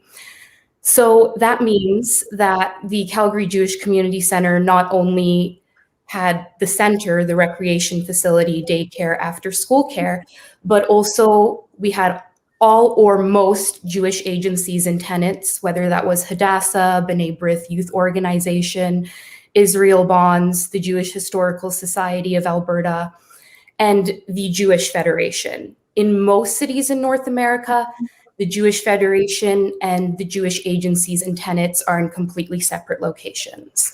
Okay. So that meant that I represented and helped organize, book, manage events for all our Jewish tenants, the center, and the Federation. So I learned a lot of event management skills, communication skills, and of course, customer service skills. We were also frequently understaffed, so I would train my colleagues in our operating system, which was initially Class and then upgraded to Intelli, which is what most recreation facilities use. Yeah, it was a great experience, and I really enjoyed working with everyone, and I enjoyed the clientele. And yeah, that's just kind of a brief overview of my work history. Now, I get emails from the Jewish Federation of Broward here in South Florida. I was a member one time, and I've been to a few their events.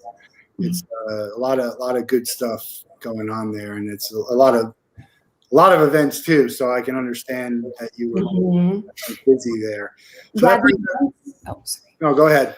Sorry. Yeah, the events range from like 25 to 250 people, and we'd host events on major holidays. You know, Yom Kippur, Rosh Hashanah.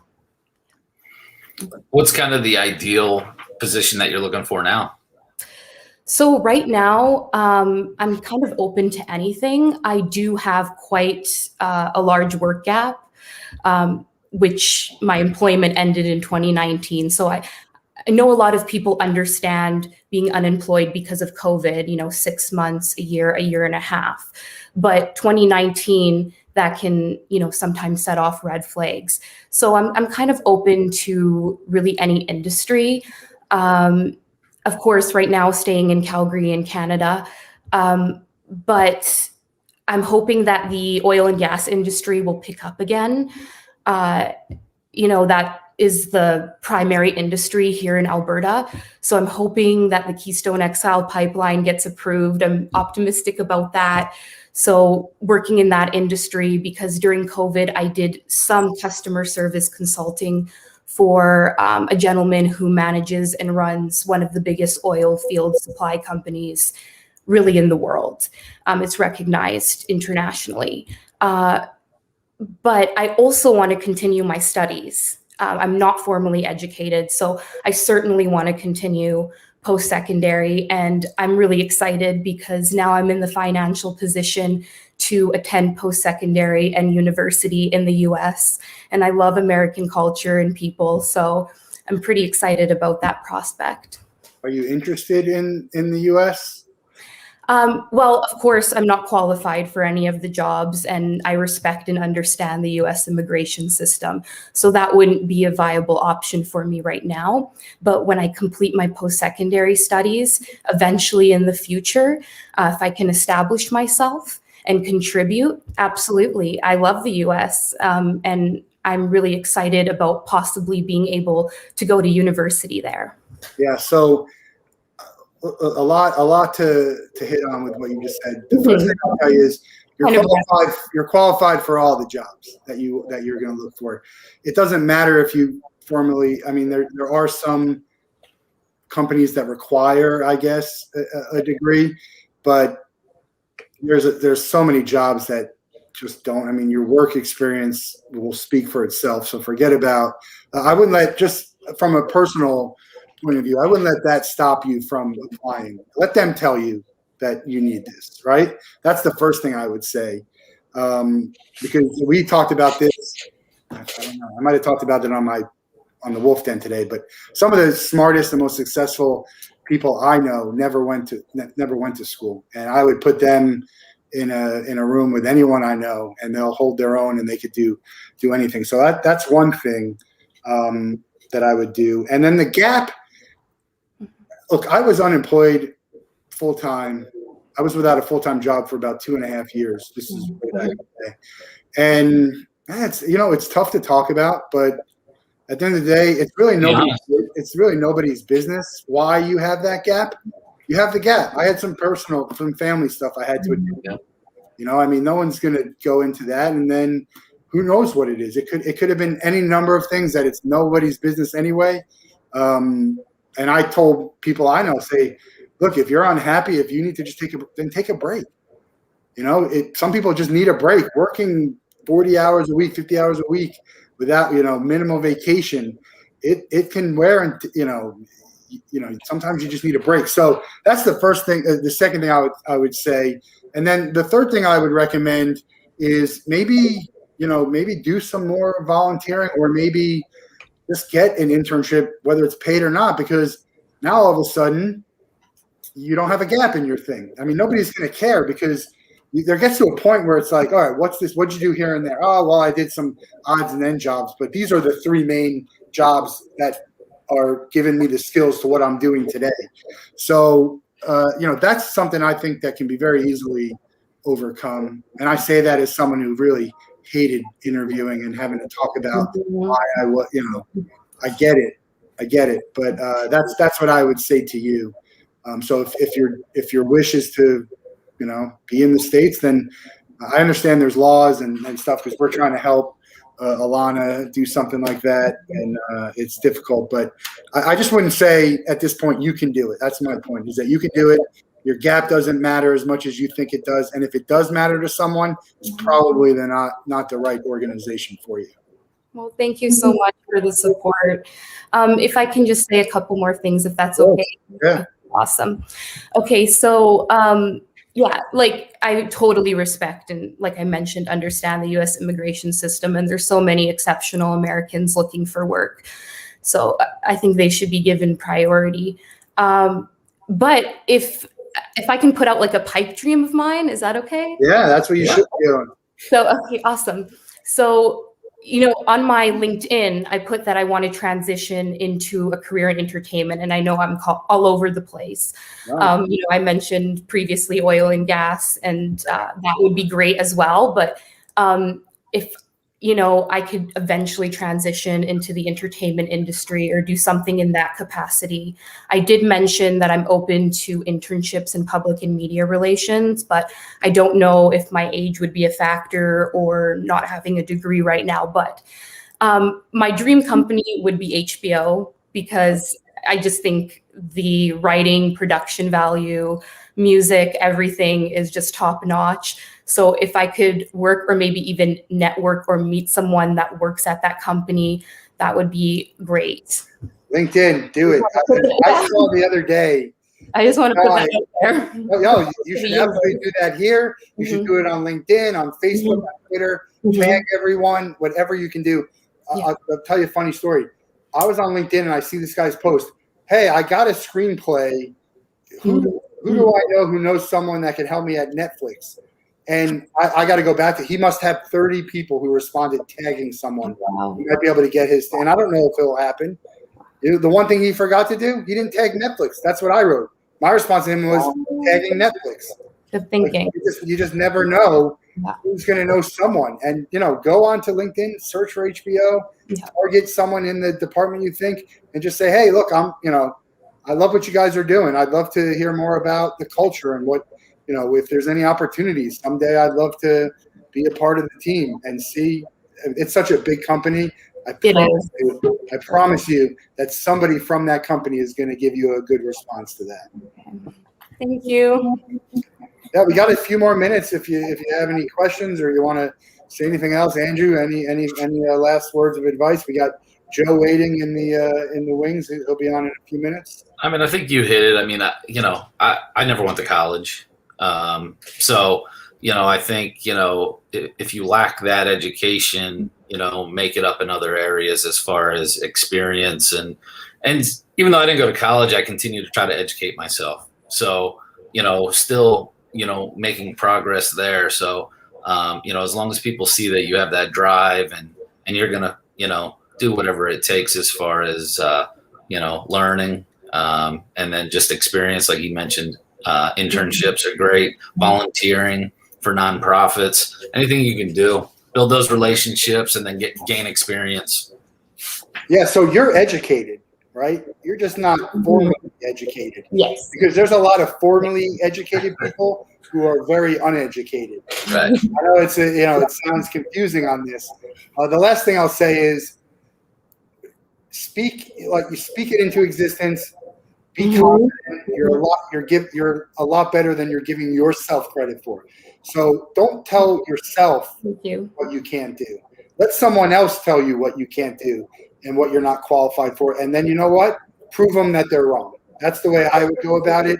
Thank you. I want to hear you talk confidently about what you have, because you've got a lot of good experience. I want to be realistic as well. There's no, go to my LinkedIn page and see my work history. And but it's more about what someone hears too. Because I could read a resume, and you could put literally the same resume and then bring the same person on here, and I'm going to have a preference of someone or the other. And it doesn't make him a better candidate. It might just be how you sell yourself a little bit more. But if you say something, some people might not believe you anyway, but let them tell you that you're not qualified or this is that. I would look at that for everything, and then prove them wrong. But I think you're heading in the right direction. Like other candidates, reach out if there's anything we can do with some people. You might want to talk to Alana, who was on our show. She lives in Calgary as well. Yeah. I don't know her, but she lives in Calgary. Yeah, right down the street. So, you never know who could help. And that's it. That's all I got. Really great to have you on here. I'm glad that you so much. I know it was, sometimes you got to push people to get out of the comfort zone. This is painless, right? This is not, No, it's not as scary as I thought it would not be. as scary as it should be, and I think it's going to be good for you. But we're looking forward to seeing where you end up. Thank you so much. Hopefully sooner Thank than you for later. everything. Yeah. Thank you.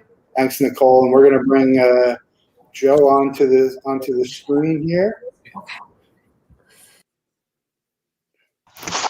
Joe, we finally got you. It's Joe, right? You go by John. I know you wrote Joseph. Joseph or Joe? What do you like? I mean, I don't have a preference. Really, it doesn't particularly matter to me. I go by Joe mostly. Yeah. Well, Joe, welcome. I know we've tried to get you on a few times, and life gets in the way sometimes, which is great. Welcome to Learning LinkedIn. You've listened in for a little bit, but tell everybody who you are and where you're at and what you're looking for and what's been working, what's not working. All right, no problem. So I'm from Connecticut. Currently live in Connecticut. Looking to, in terms of jobs for the last, I'd say, 2 years or so, more or less last year, trying to break into sports, or even an industry similar to sports. Kind of trying to get into community relations. I've had experience in like predominantly in like event management and operations. I've worked as a brand ambassador for various tours that come through Connecticut for local, national stuff. I've done event management and operations for the Hartford Marathon Foundation for about 2 years. I started off as a volunteer, and then they brought me on to do various events for about 2 years throughout the course of those years whenever they needed additional help, because their staff, if I remember correctly, the company itself is only like 12 people, but they'll bring outside help for setting up for larger races, especially like the Hartford Marathon. What else? I volunteered last season for the Hartford Athletics, professional soccer team out of the USL League. Did that as the title is operations intern, but it was more of a volunteer position. So just do whatever they needed on game days, whether it was ticket taker, usher, break down boards at the end of the games, help set up the game, help set up prior to the game. What else? And then outside of that, I've worked in marketing. I worked in media planning and buying for a couple of years when I first got out of school from 2014 to about mid 2016. The realm for the last 5 years, majority of what I've done is event management and brand ambassador. It's predominantly been all part-time stuff, seasonal or one-offs, because I also do I've also worked in AV production and done event management for that. So my goal has been to try to get a more full-time role, a more like steady opportunity, as opposed to just the one-offs and the events here and there. Yeah. And so do you have anything that you are targeting, or specific events or specific leagues or teams or companies or industries? No, like for the last, give or take, when COVID shut all the sports stuff down, for the most part, the last year has been predominantly networking, applying for whatever jobs I am able to. A lot of them were either entry level or internships, but then speaking to some people and getting some feedback for those that did actually give me feedback. Because like a lot of people, I'm sure that you send in an application, majority of the time you don't hear back. And even if you do, it's the standard, we're going with other candidates, we're considering other candidate emails. So I try to be proactive and actually reach out and ask, hey, is there a particular item or thing that you felt that I was lacking, that you didn't consider me a suitable candidate? Was it the experience wasn't there? So for the few that have gotten back to me, the feedback has been just because the pool of candidates now, especially in sports and people trying to break in, like the people that got laid off last year, the pool is so deep. You got 2 graduating classes. You got people that got laid off. So it's just they can be a lot more selective in who they select for these jobs.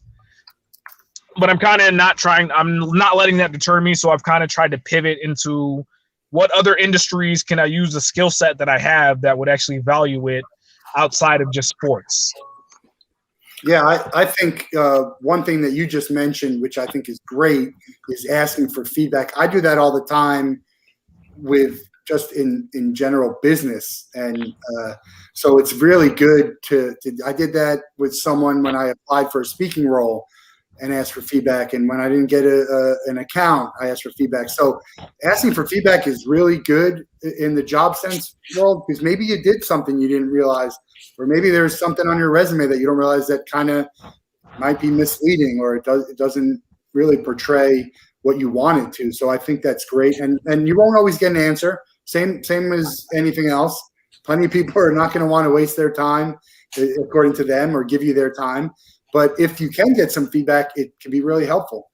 Again, back to the point of not knowing, we don't know what we don't know. Exactly. How about location? Are you open to relocating, or you need something in that specific area? No, I'm definitely open to relocating. I've applied prior to even COVID. I've applied to jobs in Texas. I've applied to jobs in Atlanta. I've applied to a job in Michigan, Maine, Alabama. So I've never been specifically focused on staying in Connecticut. To be quite honest, I'd like to go out and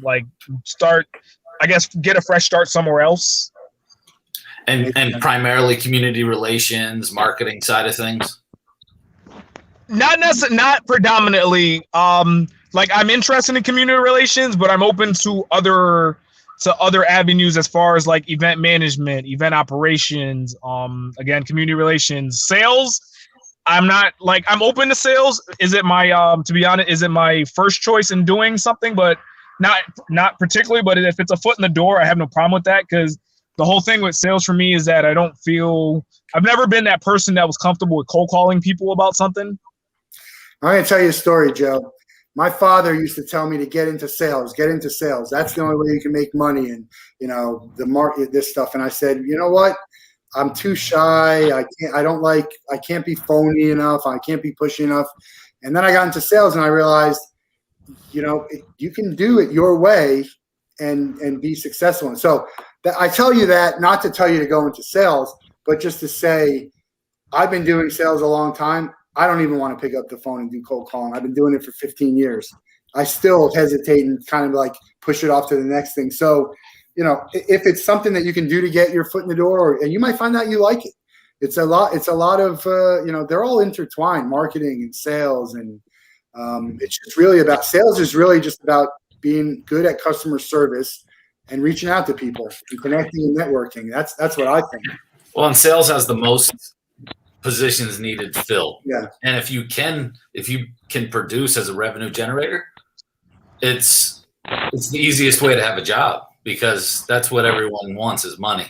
So it's just something, but I was just curious based on that, because I'm looking for one now, because I saw a posting recently on kind of like an event manager position with a baseball team. I think it was a baseball team. So I'm gonna see if I can find it while we're on here. Yeah. The other thing that I think that might be good about using sales as a foot in the door is if you take a job and you're doing sales, and it turns out that you might not be good at sales. Who knows? Or you might not be good at selling whatever they're doing, but they can recognize the skills that you have and the type of employee that you are. They might be like, look, I don't think it's going to work out in sales for you, but why don't we move you over to this position and this department? Because I think you could be a very useful part of it. And people are always looking for just good workers and poaching them from a team, whether it's in the sales or a different thing, if they think that it could be useful and it could translate. So that's just something to keep in mind. I think you got good experience. You're flexible. I think those are all very appealing things to people that are looking. What are you doing in the networking space and the job search space? So networking started off last year, just reaching out to various people that work in sports or work for different in different leagues. I think the first person I came across was through just some some sort of Facebook like networking event. I think it was like breaking into the sports industry, one of those type of panel discussions. That's the word I was looking for. Okay. It was a panel discussion. So I kind of started off there, reached out to some of the speakers, met some other people. Like, for example, one of the a lot of the jobs that I actually see Andrew post on LinkedIn, a lady, I'm sure you know her, what's her Adrian? Deidre Williams, I want to say. She tags me in a lot of things. She's the director of community relations for the Jacksonville Jumbo Shrimp. Oh yeah. Okay. Like a lot of the jobs or some of the, especially like some of the stuff that you've posted online before, she's tagged me in, because I think one of them a couple weeks ago was for a sponsorship sales account executive position for I think the Norfolk Tide, I want to call them. Mm-hmm. Yeah. The baseball team there. Yeah, that was the one. That was one of the few people that actually gave me feedback after I had sent in an application. He was the one that mentioned that there's plenty of people that have experience, but just the job pool is so large now. They can be quite a bit more selective, and I guess like working in the sports industry is a little bit different, which I can understand that line, but it was, I guess, more or less the feedback was just a pool of. There's people that have more experience in terms of sponsorships than I ever did. Yeah. Well, and what I was going to say to that too is it's like not only are all these people looking for jobs, there's so many people that have great experience that are out there. And a lot of times they're having to take maybe a lower level than they normally would. So like that talent level is kind of really strong. So, you just got to get through it and those internships or volunteer, but it's the hardest part is just getting in the door. And then once you're in there, it's prove yourself. Even if you get in there at sales and you realize it's not for you, they're going to see your work ethic, and either it's going to be positive or negative, and they're going to see your attitude, and they're going to look at all those things. So if it doesn't work out in the sales, there might be opportunities to transition into another opportunity when it opens internally, because teams love to hire within first if they can. Always. That's actually kind of a downfall. Company, I guess. It's a downfall sometimes where they're kind of, only not looking outside, and you're kind of pushing people into a spot that maybe they don't fit into, which is. Oh, it could be a problem. Her name is Andrew Williams, by the way, not Deidre. Yes, thank you. Yeah, I was trying to remember because I know I'm connected to so many people, and you hear from them and you see them, and you're like, yeah, that name rings a bell. But everyone's name rings a bell these days. In companies. Well, it's we have some networking. We talked about the locker room and Win Again Academy.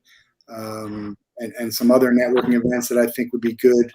Any other advice that you have for people? Is there something that you've found that has been, has been difficult for you to navigate through, or that, hasn't been good other than the usual people not replying?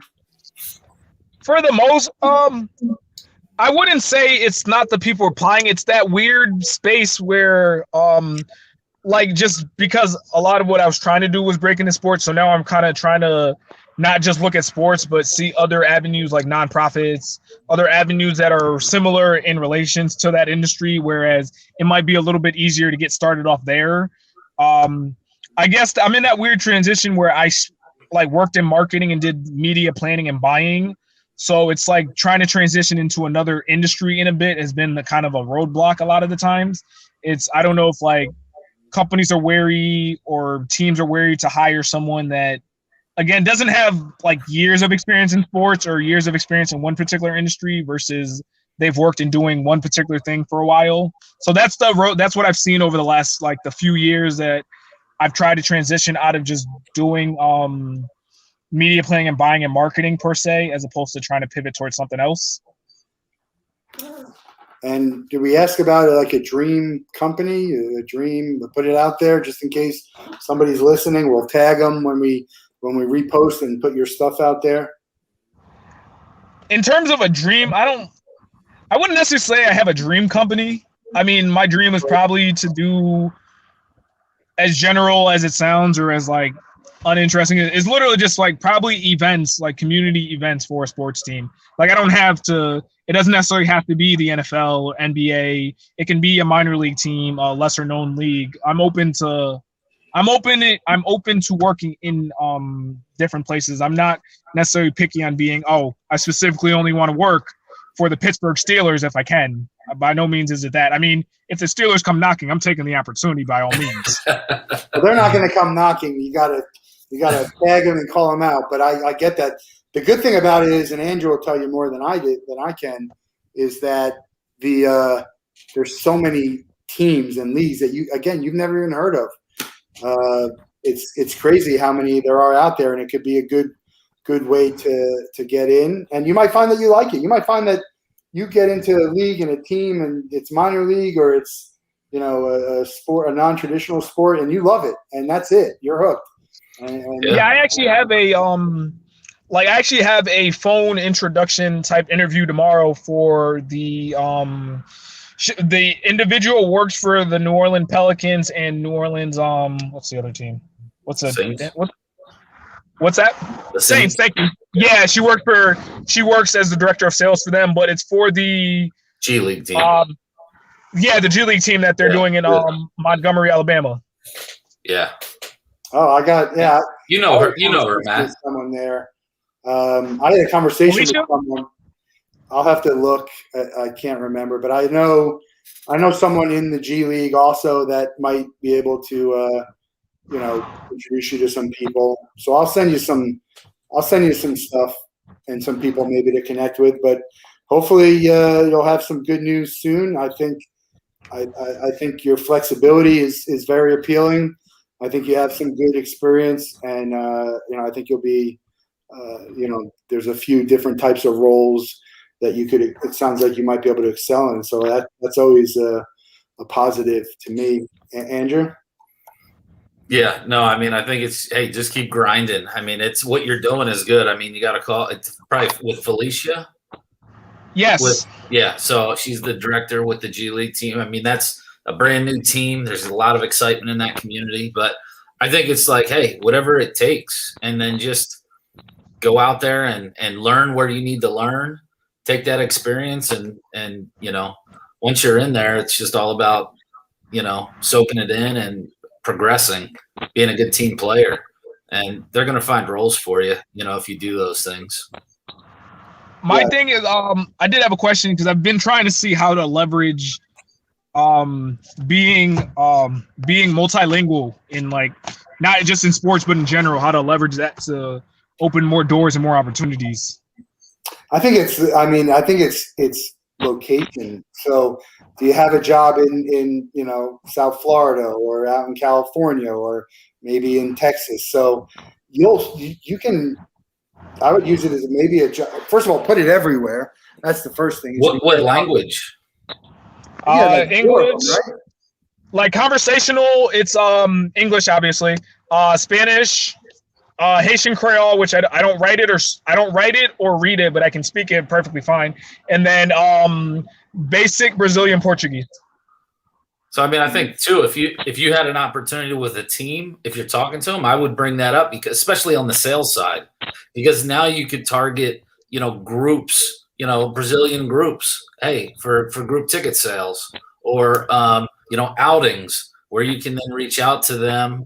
Same thing on all the languages, but that gives you an advantage over anyone else in the front office that maybe can't communicate with them. So, again, it depends, like Matt said, the location of how valuable that will be.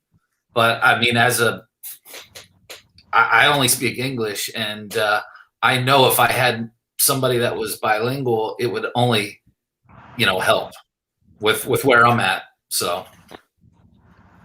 Okay, that makes sense. Yeah, and I think again, it's jobs are very obvious about looking for that. So I would just do a search. I mean, I just do bilingual or in a job search, or even in Google, and you'll find companies and jobs, and it's a very, very big bonus.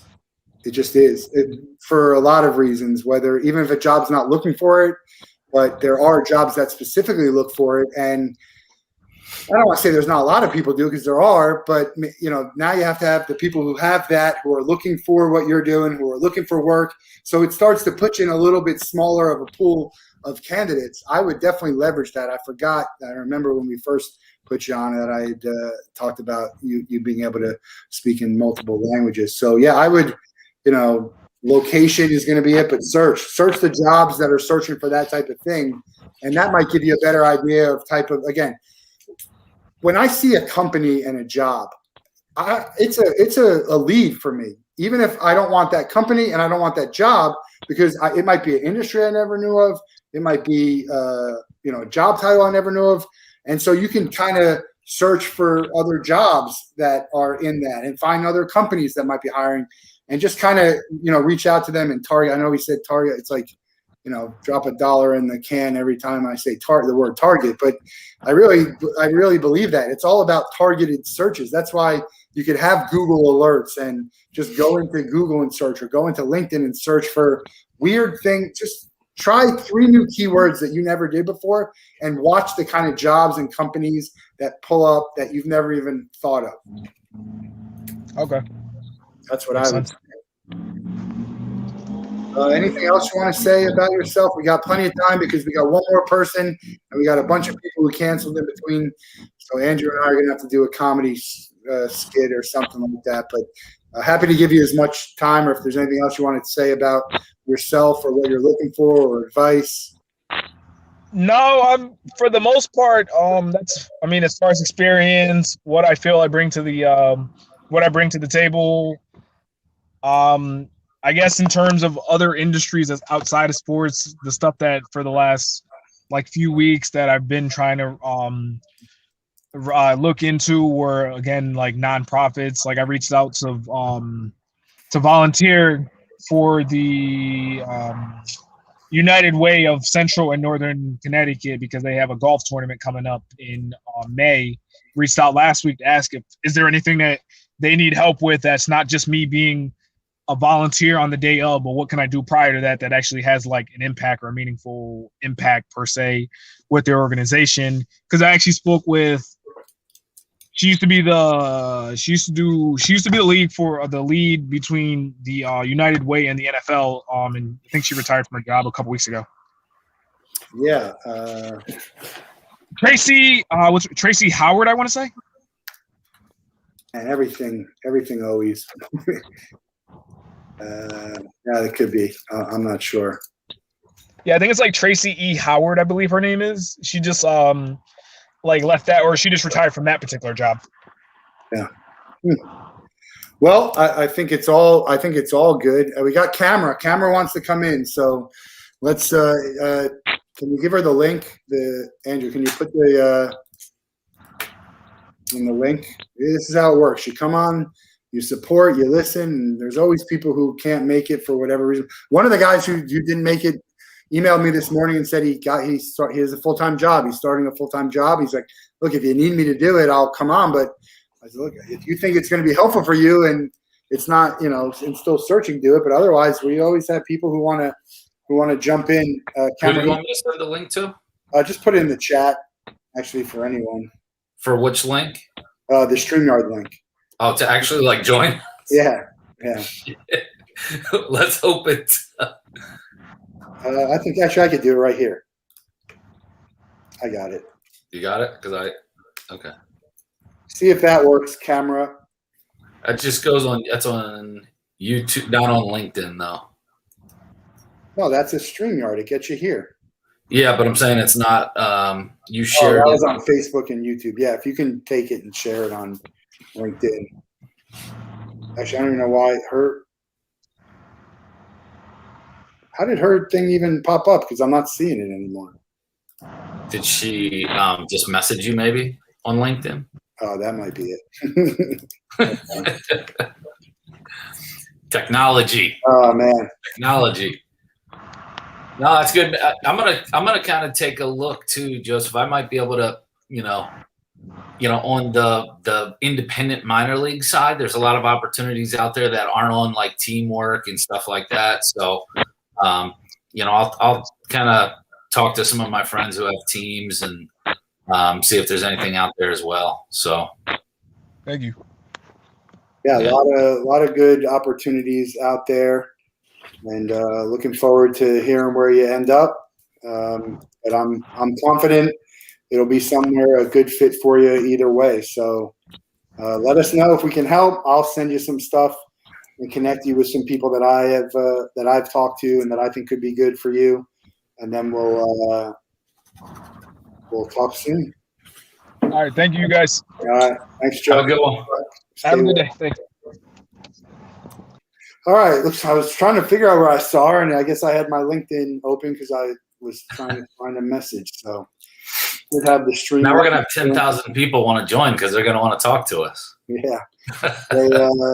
No, we got it's. It was good. I got an email from some people, and look, life happens. I understand that life happens. Joe was set to come on the first two and couldn't make it, and we got him on today. I think it's I'm glad that he made it, and we were able to accommodate his schedule. And we are gonna bring Camera in. Camera, how are you? Can you hear us? Maybe. You're on. Can you hear? Maybe not. Let's put it back out. Can you hear? Yeah, I can hear you, but there's some backup. Yeah. Do you have your link? If you have the LinkedIn open, you got to close it. Okay, I'll close that. Yeah. Okay, that's better. All right. Well, I'm glad you saw and you're hopping on here. You had some really good advice in the chat going for people. So tell everybody who you are and kind of what you're looking for. Well, my name's Camera Gebhardt. I have a lot of experience, 20 plus years in event management and sports and entertainment. I've started all the way back doing sports retails in shops. Then I moved to running a sports league, a city parks and rec sports leagues, assisted with that. And then I got a degree in sports exercise science with an emphasis in business. And then I went and got an MBA, business administration. And then I went and worked for indoor soccer, outdoor soccer, professional leagues. And then I made a random jump to NASCAR and worked for NASCAR for 9 years at Kansas Speedway. And I moved up from cold calls and sales all the way to the box office operations manager. And then after 9 years, I decided I was going to take another random jump, and I moved to tickets.com. And there I started working with the Kansas City Royals directly. I worked there for 2.5 years, and then I also, on the side, I had clients such as Missouri State University, and I had Churchill Downs Fairgrounds in New Orleans, which is a horse race and casino. I had a minor league baseball team as well. Then, do you know Shifty? Yes, I know Shifty. You talked about him earlier, and I almost made a comment, but yeah, I'm friends with him. He's a good guy. Shifty's a great guy. We had him on the Wolf Den, had a great conversation with him. Yeah. So after there, I decided I wanted to move out of the Kansas City area. So I made a big jump to Baltimore, and I started working with the Baltimore Orioles, and I worked there for about 5 years, continuing my other clients. And then I also added clients such as Art Park up in New York, which is an outdoor amphitheater. And I have clients such as KeyBank Center in Buffalo, New York, which does concerts. And they have the Sabres, and they have lacrosse. So I've been doing that for 10 years now, and I got furloughed last year due to COVID. Do you know Kaylee Swanson at the Orioles? I've seen her name. I think she came on after I left. Yes. She's a part of our happy hour on Friday. So furlough now, tickets.com. And, one of the things that and maybe you have, I once actually lost a job many, many years ago. It wasn't a good job. And one of my customers was hiring, and I actually went to one of my customers, which ended up not being a good job. But that's not the point. The point is, you've had a lot of customers that you've had direct work with. Have you reached out to them? Are those organizations Yeah, that might be able to help you? to an extent, I've reached out. I've watched several of these sessions. I've learned a lot from other people and a lot of your guys' advice I've gone through my phone book and I've reached out. I've like doubled my LinkedIn connections. Yeah. I've gotten involved in a lot of like LinkedIn events, a lot of teamwork online. I've done a lot of the sports business journal events. I'm involved in Intix as well. So I did the conference and I'm involved in women in ticketing with Intix. So we have calls. I have reached out to a lot of people I know. I do a lot of check-ins. Because I'm furloughed and not totally unemployed. I have a little bit of guilt, and I'm trying to let those that need jobs take jobs. Oh, you get But- what you can. Don't But- worry about everyone else. It'll be fine. But at the same time, yeah, like you said, I got to look out for myself, and I don't know what the future is going to hold. So, I mean, I reach out, and I've been doing like a lot of just networking, checking in with people that know people. I've done a lot of finding companies that I relate to, that I want to work for, and then going on their connections list, employees, and adding employees. Are you wanting to stay in ticketing? I've done it so long that I feel like I'm kind of pigeonholed into ticketing. You're not, but I it's- like ticketing. I don't mind it. I do feel that I like to progress into another step, another area. I'm kind of looking towards product management and maybe data analytics. I know those are kind of big areas right now. I can still do some ticketing, but I have some experience in those areas that I think I'd like to expand and move into another avenue of sports and entertainment and ticketing. I like sports tech too. I really like getting into the new technology that COVID has brought us with contactless entry and cashless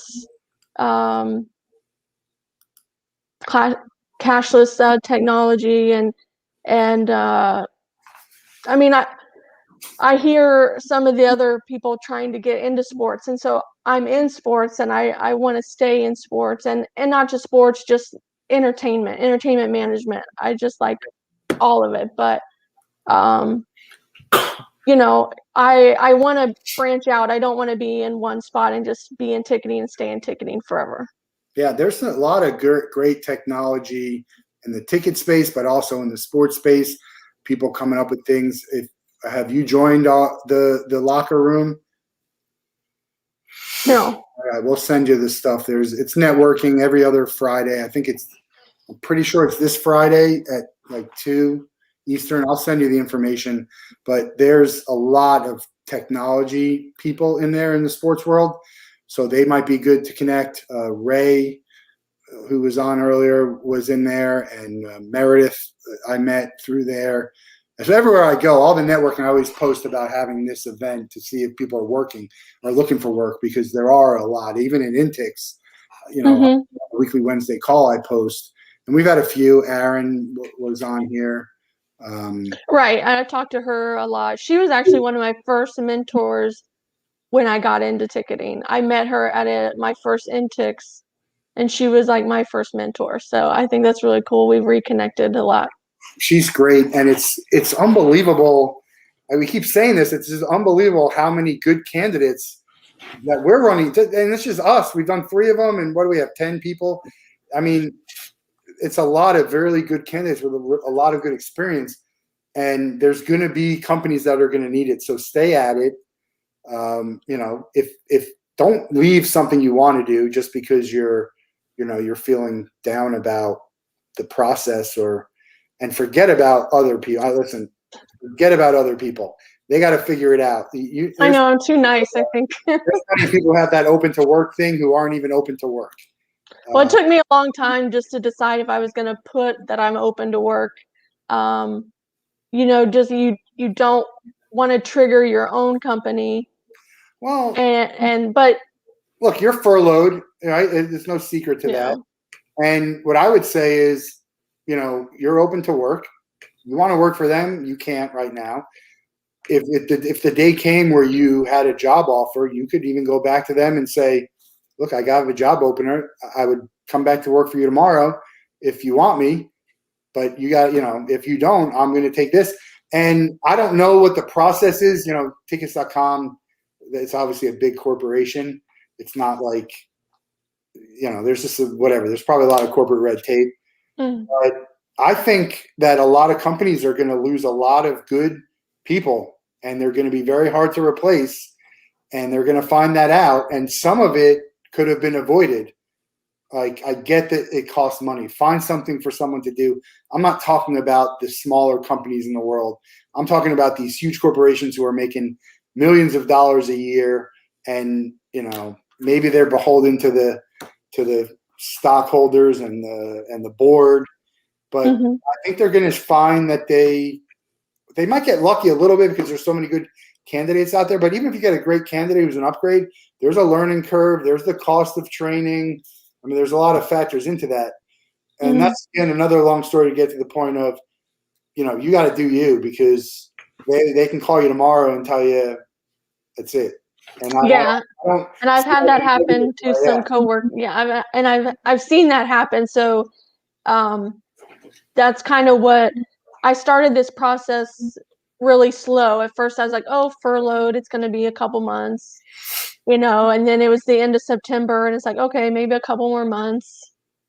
But then I think December and January, it really started to hit me that, I really need to dive into this. I need to really get going, network, find out what's out there, update my resume, talk to everybody, reach out to some of those people that I did favors for, like you said, with tickets, or I've helped them in the past, and it's can I get some help here, and sometimes it's just a phone call and just talk and shop.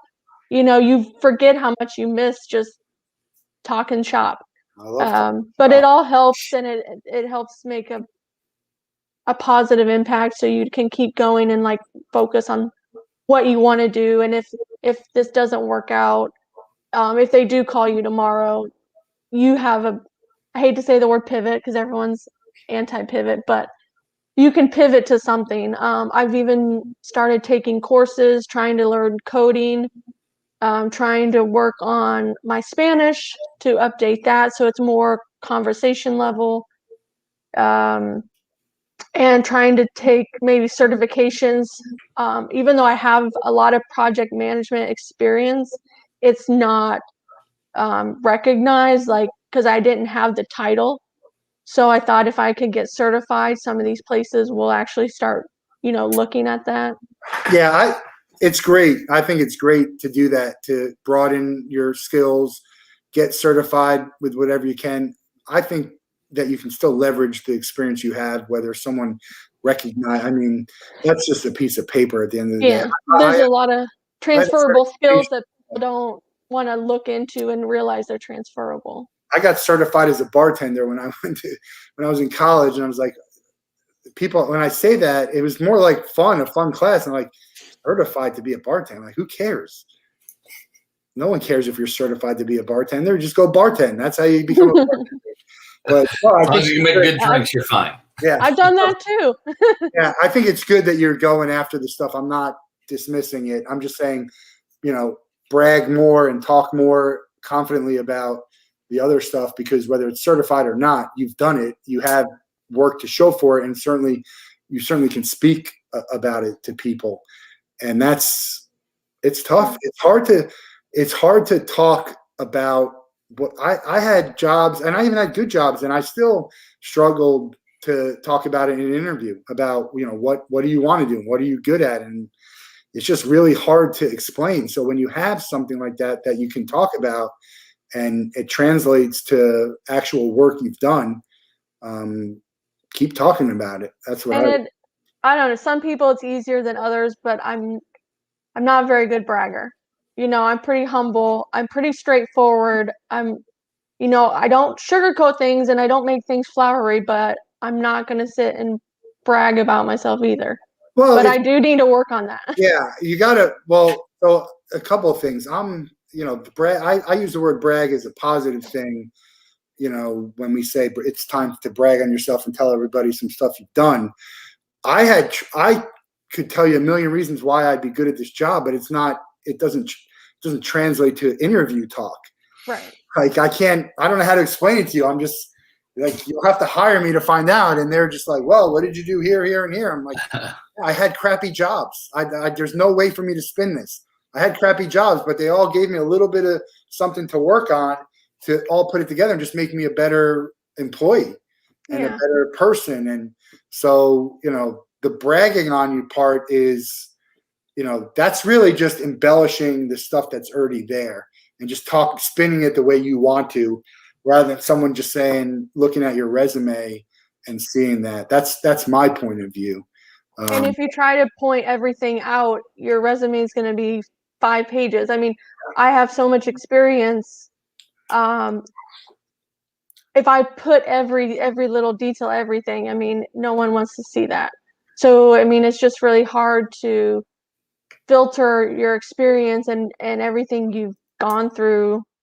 And you have, like Andrew said earlier, you're going to have multiple resumes and kind of cater to what you're applying for. But at the same time, you're not going to get everything. You have to have a conversation, and the frustration with the HR programs, filters, and not getting that conversation, not getting in is the biggest deal, is the hardest thing. Because when you know someone, I have so many people that know me and giving me references, and they just say, how awesome you are. Not that anyone would be happy to have you and this and that, but they have to have a conversation and see you first. Yeah. So that's why this is great, because I held back the first couple sessions because I wasn't sure I wanted to do it. But then I'm like, no, I need to have a conversation. I need to get out there, be more than just a resume and a profile. I think you and I had some messages back and forth where I keep telling you, all right, come on, let's do it. And you're like, well, I don't highlight myself. And so it's good I'm glad that you were able to come in here, to come in and talk to us today. We'll have to find out the actual thing about this, is, again, we're not professionals, and we did have some HR people on, but I would say, your resume could be just your last 2 jobs. That covers 20 years. That's enough. Nobody else needs to know anything else. That's enough to me.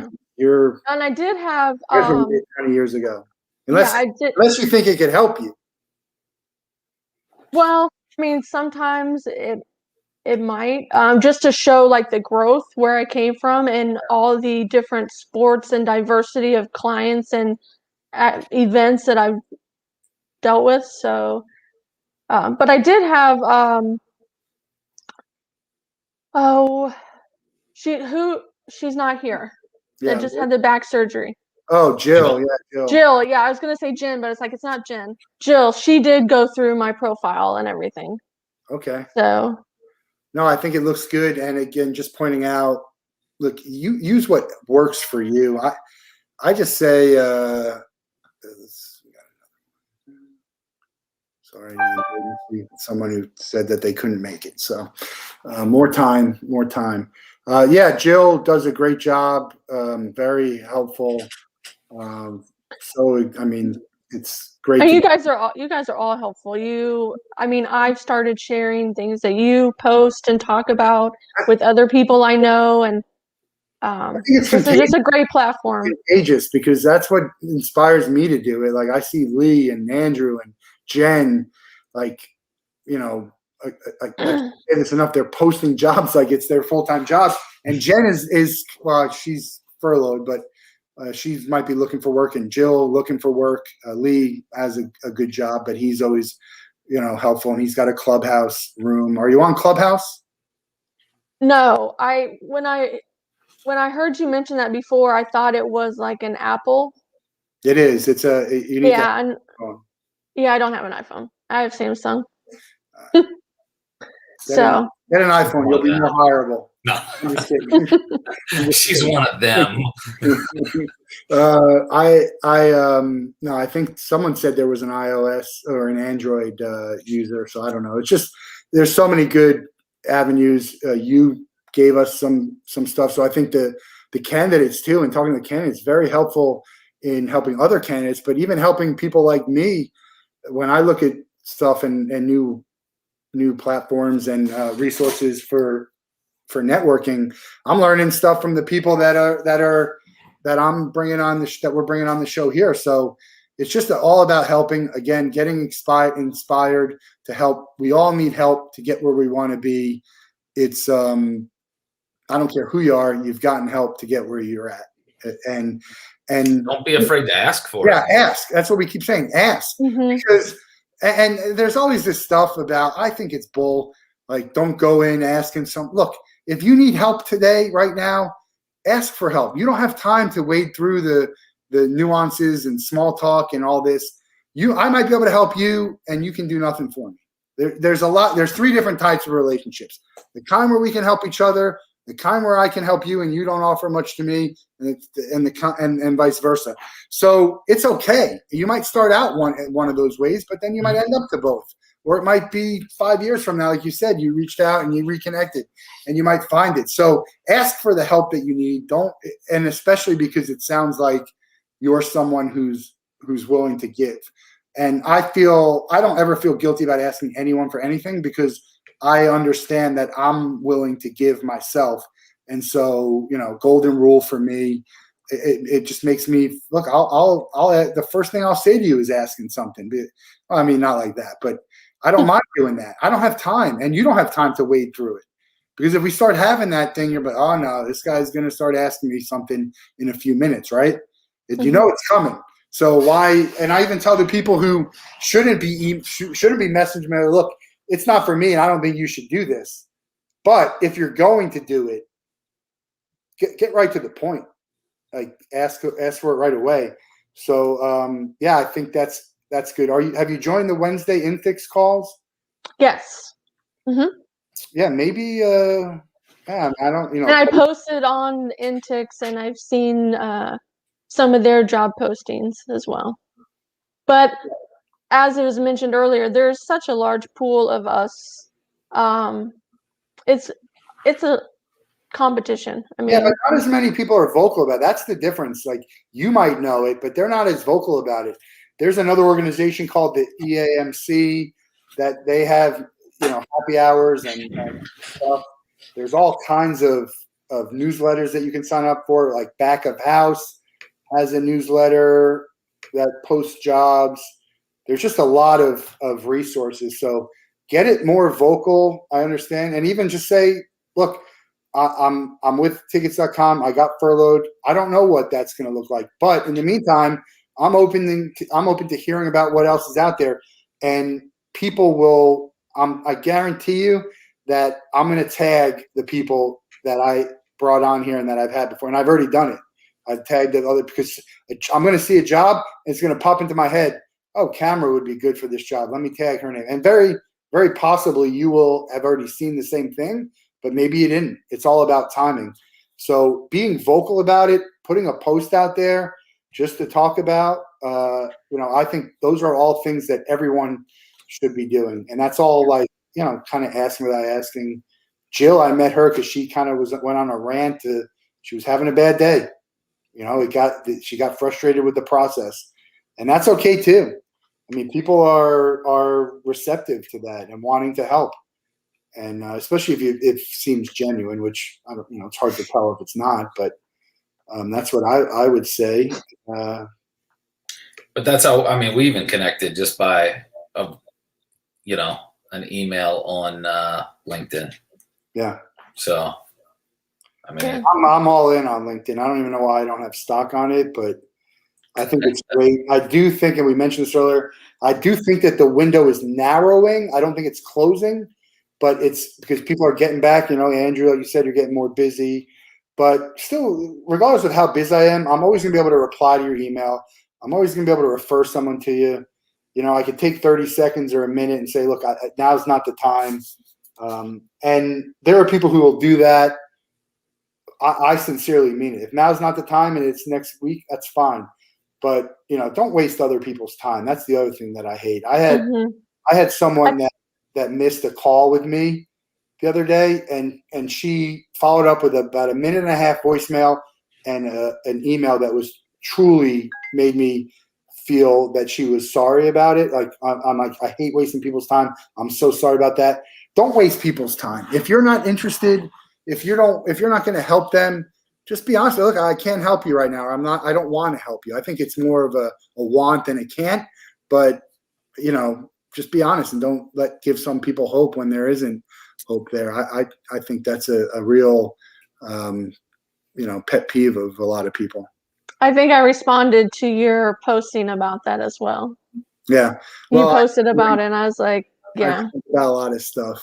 Nobody listens, but you know, I think part of it is, you know, some people don't even know. They just don't know that they do, and you're not going to change the people who don't care. You know, if you don't care about something, you're not going to change someone's opinion on it. But there's a lot of people who kind of don't know that they do certain things, and if there's something that I do, I would want people to let me know and call me out on it.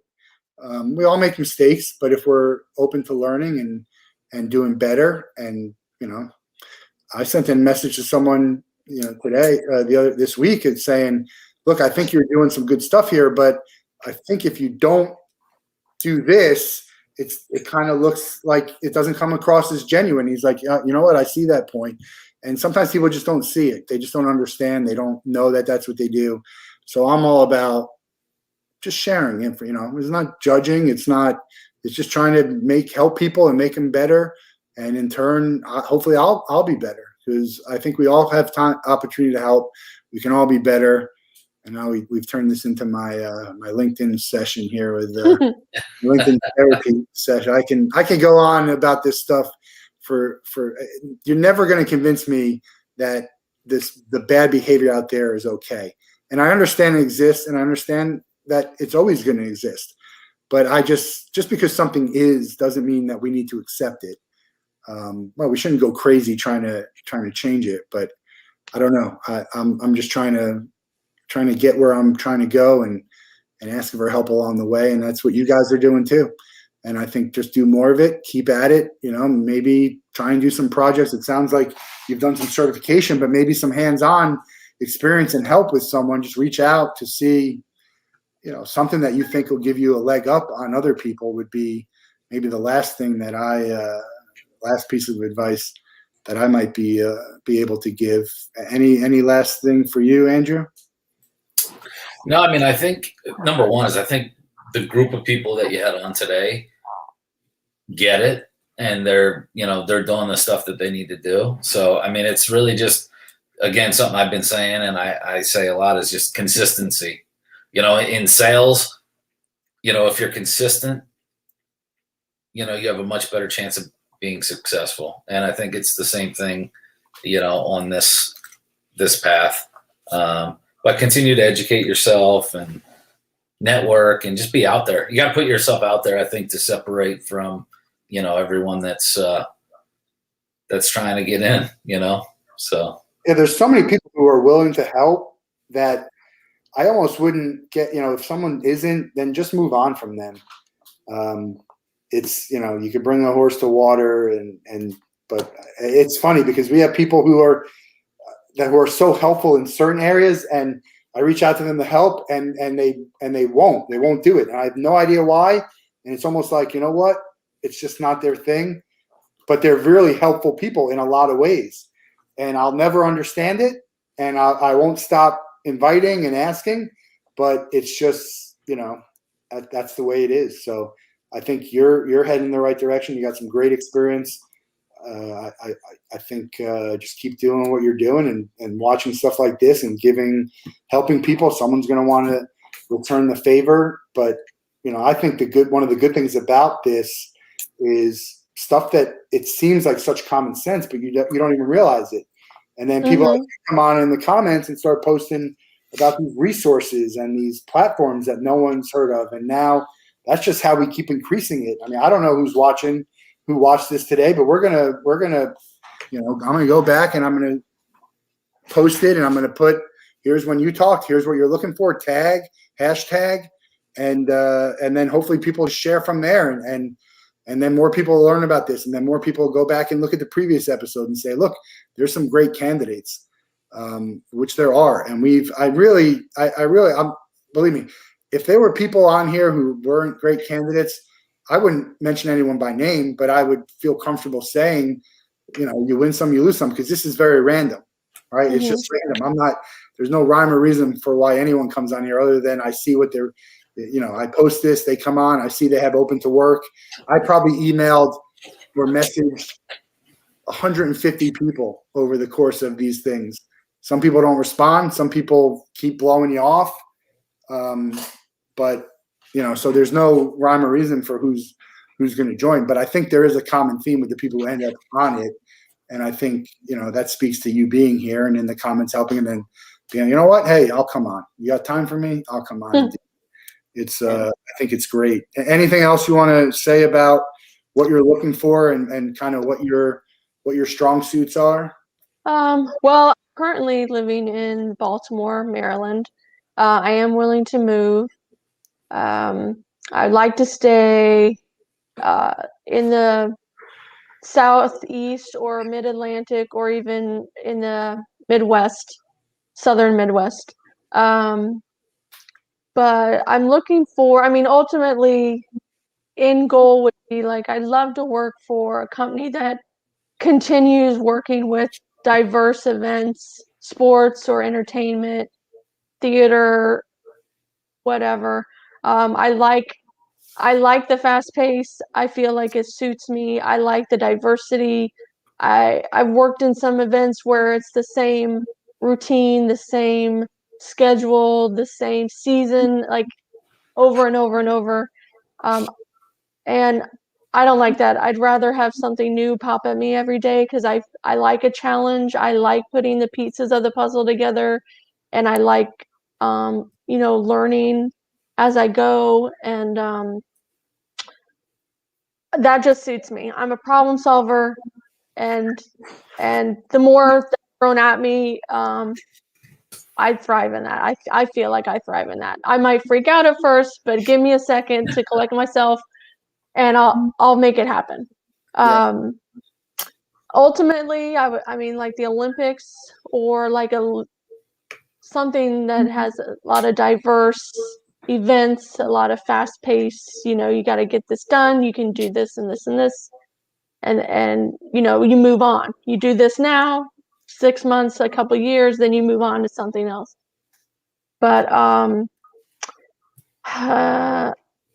I don't know. I mean, there's so many right now. There's so many things out there. I just want to absorb and try a lot of things.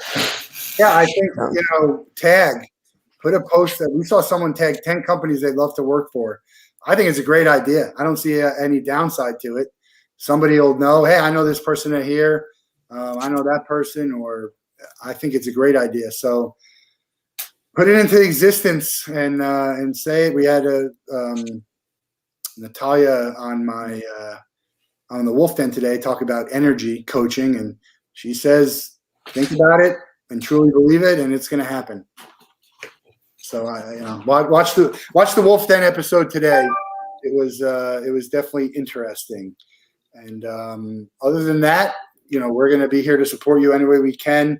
I know Jill is also. Hopefully, she'll feel better, much better the next time we do one of these. But we appreciate your support with the event, and appreciate you coming on to talk about what you're looking for, and might have some people for you to connect with also. So we'll send you some links, and we're going to copy this and use it, slice it up with some I forget who did it. Was it Kayla? I don't remember who did it, but she kind of took like a 15-second clip of her talking, and it's like it could be very good to just put out there, or even just if you can get this part of the conversation and just repost. Use it however you want. That's the point. Use it however you want. I hope that it was good for you. You never know who's listening, and just keep in touch. Let us know how we can help. Yep. Thank you very much. Yeah. So we got one more scheduled, and we might have another one who's gonna just hop in. Let's do this. You said there was a couple people from your Free Agent Fridays who directly got a job. Yeah, I mean, I think a lot of hiring managers look at this kind of stuff that we're doing right now, and their job is to find the best possible talent. So, I've gotten a lot of calls from, like I said, in teams or organizations that say, "Hey, I went through all of them," or they'll reach out to me, "Hey, we're looking for a sales associate. Do you have any, did you do any interviews that you can send us?" So, and a few of them have helped get interviews. I'm not going to say that they, close the deal or anything like that, but I think it helps put them, towards the top of the pile. Yeah. I mean, I think the way that we structure it is interview like. And maybe the questions that they're not going to ask or have the time to ask or want to ask. So to be able to get this type of visibility and clips, sizzle reel, whatever you want to call it, I think I know it's going to be helpful for them, because the thing about it is the candidates that come on are given some really good tips about what's working for them, what's not working for them, good resources and platforms as Camera had given us. And Linda gave the Friends Helping Friends. A lot of it, you'll see people sharing the same stuff, but it's all about timing. You and I can share the same thing. You might see mine, but not yours. So you never know. We got we'll wait. We got a couple more. We'll see if Tom shows up, which I think he will, and bring him on. And then we got Rogi or Rogi. I don't know how to pronounce her name. I'll tell you, I'm the worst at names. I honestly, I don't know how to pronounce my own name. I keep forgetting to ask people beforehand, and I got into that again on the Wolf Den, where I just, and it's usually the two things I ask: how do you pronounce your name, and is there anything off limits? And it's funny how sometimes I just forget. Having operated soccer teams, we have a lot of foreign players on the team. And so if our PR person wouldn't put together like a pronunciation guide, it would be very tough with some of those. You got to say it right. I mean, I'm a little embarrassed when I say someone's name wrong. Especially, I mean, you think about it, if an announcer says it wrong, I mean, it's like little things, so, but the announcers are always saying, Vern Lundquist is famous for saying, Chris Richards and Chris Richard. And it's just, I part of the problem I have in sales, and you probably have it too, is if you pronounce someone's name wrong when you're trying to call them, that's it. You're not getting to them. Yeah. So I try and get voicemail, or try and, hear from a directory, or go on research online. I mean, I literally research online to hear someone say their name so I understand how to pronounce it, because it could be bad. Do you get offended if it's Matt or Matthew? No, that doesn't bother me, but that's another thing. I don't like Andy. Like, if you don't use it, I use Matt and Matthew. Yeah. If you don't use something and someone calls you that's a little disrespectful, I think. But it is funny, because if, like, a lot of people, I use Matt here, and I used to use Matthew, but I use Matt because I prefer it better.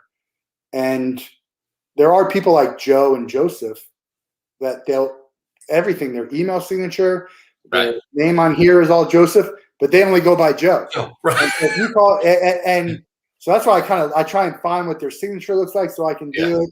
Because if you email them or if you call them, that's not good. If you call them by hey, I'd like to talk to Joseph, and they'll be like, Who the hell's Joseph? now? Like, Oh, you mean Joe? They know that you don't know this person. Right. Yeah. So it's interesting that way. But look, try again. Try again. If it doesn't work, we keep calling them back until we get it right. And I'll write that. I'll in my Salesforce, I'll put the pronunciation if it's that tough. I'll put that it's a female. If it's a female, or a male if it's a male. If it's the name is, it could go, you're just not sure. So it's I mean, all those things I think are very helpful. Attention to details is a big thing when even in your job search, calling someone by the wrong name, like someone wrote the wrong name to me. It's comical, and like then said, "Oh, that was a mistake," and then tried to recall it. And I'm just watching this. I'm watching this happen in real time. And I'm just like, "No, I'm not. You're not getting a reply from me." And I normally would, because I reply to everyone, but I'm like, "No, you're asking me for money. Like, don't come asking me for money and call me Donna." And then it's funny because I probably wasn't going to give it anyway, but then and you're watching the recall. The recall message. Yeah, sure, recall it if you want. It's fine with me. I mean, I've already seen it. It's like in the jury. You're like, yeah, can't take it back now. You've already said it. I don't care what the judge says. You've already said it, and we've already heard it. So there's no way it's not going to be in someone's mind. There's some things you can't unhear and you can't unsee. I don't know. We'll go a little bit longer. We're here till 5, and then I got a hop, but we'll still give that person a chance to come in. And if Ragi wants to join, I'd asked her about 3, but she didn't. This was a last minute ask. Yeah. So what's anything new with Ticket Time Machine? Yeah, we're just out there, trying to get visibility and brand awareness and trying to disrupt the industry. And I thought of you today. I bought Tampa Bay Bucks season tickets. It's all digital. Yeah. Did you ask them? What's that? Did you ask them? Yeah. What'd they say? Well, they just said it's all digital. They won't print you? Mm-mm. They won't give you any printed ticket? Yeah, there's a lot of teams like that. It's funny because the Reds, there's a whole up in arms things on the Booger Stubs. The Reds give you a ticket. They'll do a ticket, but they stamp it souvenir. And I guess because people say they printed it later, it's not a real ticket. I'm like, this is a real ticket. I've been in ticketing long enough to know this is a real ticket. Now, what's your definition of a ticket? Again, everyone has different definitions of things. If that didn't get me into the game, was it a real ticket? I don't know. Some people didn't even go to the game, or it was another ticket that someone had, or maybe you used 2. I had 2 tickets and I only used this one. So this one wasn't you. You could have. I mean, I guess that one could have too if they had enough people in it. So I also saw with Baylor, they have a program for the national championship, but it doesn't indicate anyone they played. It's not personalized. It's also a $50 donation. So it's just a lot, it's the appearance of doing something for the fans or what you should be doing, but not. And I think it's half-assing it. I think that's a good opportunity for you, isn't it? You would think I'd buy all of them. It cost me $50 to find out what this is all about, but I buy them all. I have them all.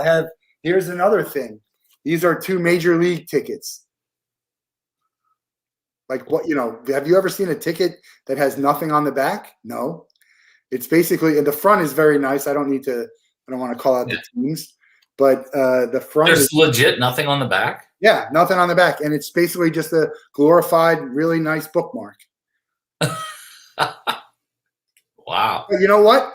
So there's also different type of collectors, like the stuff that we do here, which is, these are talking pieces. It's not an official ticket, but it has a purpose. It's a talking piece. And there's people who collect, and like I said, if it's not an official thing that you can send somewhere to get graded, they don't want to talk about it. But then there's other people who are like, this is really cool. This reminds me about it. And then there's other people who are putting this in a frame. So from a frame perspective, that ticket's fine, or that thing is fine because you're never going to see the back. But if I'm holding something like this, I need to have something on the back. Anything. We put, if you look here at this one, Right. if you go in, it's the lyrics. It's lyrics to song. It's I don't want to work. I want to bang on the drums all day. And then there was some Blink 182. There's some Dire Straits in there.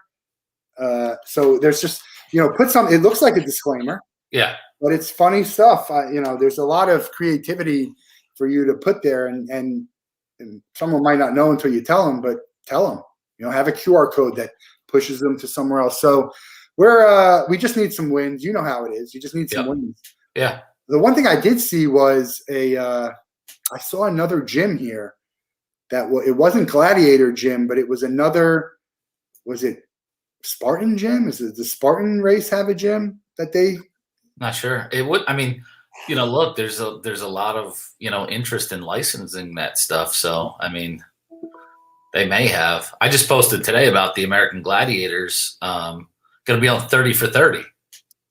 Yeah, which is cool. And so just I'm the master licensor for the American Gladiators Fit Club. You gotta promote the heck out of that. Hopefully that helps. So you tag people, you tag ESPN, get the writer to get whoever directed that to talk about it.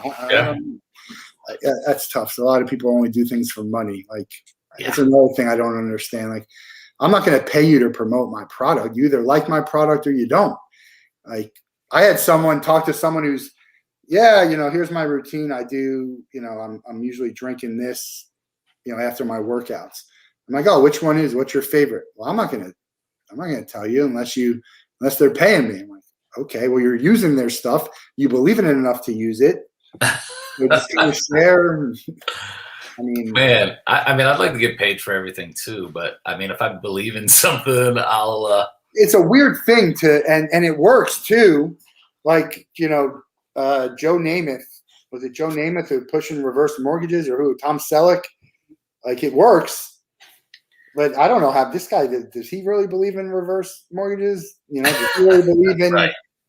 Even the sponsors that you get the coaches doing? Like, does this person even eat at this place? Probably not, but they're paid to do it, and they call that a partnership. No, I pay to eat, then I advertise for. Yeah, that's what I tell everyone who will listen all the good places I've eaten at. I've drank at, the good beers, craft beers that I've had, good networking places. I just hope that people will speak and say stuff about what I'm doing, or when I ask someone to say, hey, can you promote this for someone? Can you help? That they're able to do it. It doesn't look like our last guest is going to show, so we're probably going to end it here. Raghi, if you're listening, or we'll get you on the next one, Eastern time. We're all Eastern time. I thought I had said Eastern. I guess I always say 3 p.m. I always say 3 p.m. Sometimes the events definitely say Eastern in it, but sometimes I just won't say. We take it for granted, right? Because that's what it is for us. Everything's based on Eastern. Yeah, come on. And then we had someone who said they thought it was Wednesday and not Tuesday. All right. So we'll get them on the next one. Really appreciate your help today. I thought you gave some good insights and support, which is I always count on you for that, which is good. Thanks for having me, man. It's always fun. Yeah, it's good to be able to. Like I like to have a panel on to have the discussions, but then I don't want to take away from the candidates. And then today it kind of happened where we lost 4 or 5 candidates, and there was just a little bit more of dead time. So I want to be mindful of people's time, that when they come on here that they'll be able to talk, because I think it's. Well, I think the one time we did it, there was too many people probably at once. Yeah. And that took away from, just the flow of it. I think today, maybe even having one more person with us, is probably good. Yeah, and hopefully we'll have Jill back. Yeah. Hopefully she recovery to Jill. Thanks to Andrew. Check out the Andrew Haynes Show. Connect with Andrew to hear about American Gladiator. Let's go. Gyms, talk about minor leagues. He's owned a few teams and a great resource along with all of our other past panelists. Learning LinkedIn. We're going to have another one soon, but check out our website, which has the archives, LI Learning Session without an S. Jill, I guess, thought Camera asked, it's a great question, and I actually wanted to have an episode with hiring companies, so I will try and do it. I feel like it's hard. I don't know why. It's timing, right? So they could be hiring today, and by the time we have the episodes, 2 weeks later. I've tried to do it. Maybe I'll focus that on the next one, because I definitely asked for people who are hiring, even if it's a mixture where someone comes on and talks about the hiring that they're doing. Happy to help promote and get them. When I see people hiring for a lot or for a certain thing, I just send them right to here and say, hey, check out this episode. Here's, at minute, hour 47, here's what Camera is. And she's great in ticketing, and she would be a great candidate for this. So definitely going to work on that. Check out the Wolf Den. We have a great guest tomorrow, including our 50th episode. I'm at 50 episodes already. Dang, man, that was fast. Yeah, it's crazy. I think I'm only at like 69, 70. Yeah, well, you do. I'm live with no editing, so it becomes easier. Yeah, I wouldn't be at 50 if I had to edit this thing. I'd be doing one a week. And it is nice, though, with StreamYard and being able to just, do it and it's done. And it's all archived on YouTube. So, yeah. Any last words? No, I think keep doing a good job, man. I mean, you're definitely doing a great job. So I appreciate that. It's we're all doing a good job, and we're all helping. So help someone today. Click like, comment on it, share this stuff. Let's get these people to work. They're great candidates. They're good people. There's a spot for them somewhere, and let's help them find it. We'll talk to everyone either tomorrow at the Wolf Den or at the next networking event or at our next Learning LinkedIn event. And looking forward to seeing what comes of it. Have a great night, everyone.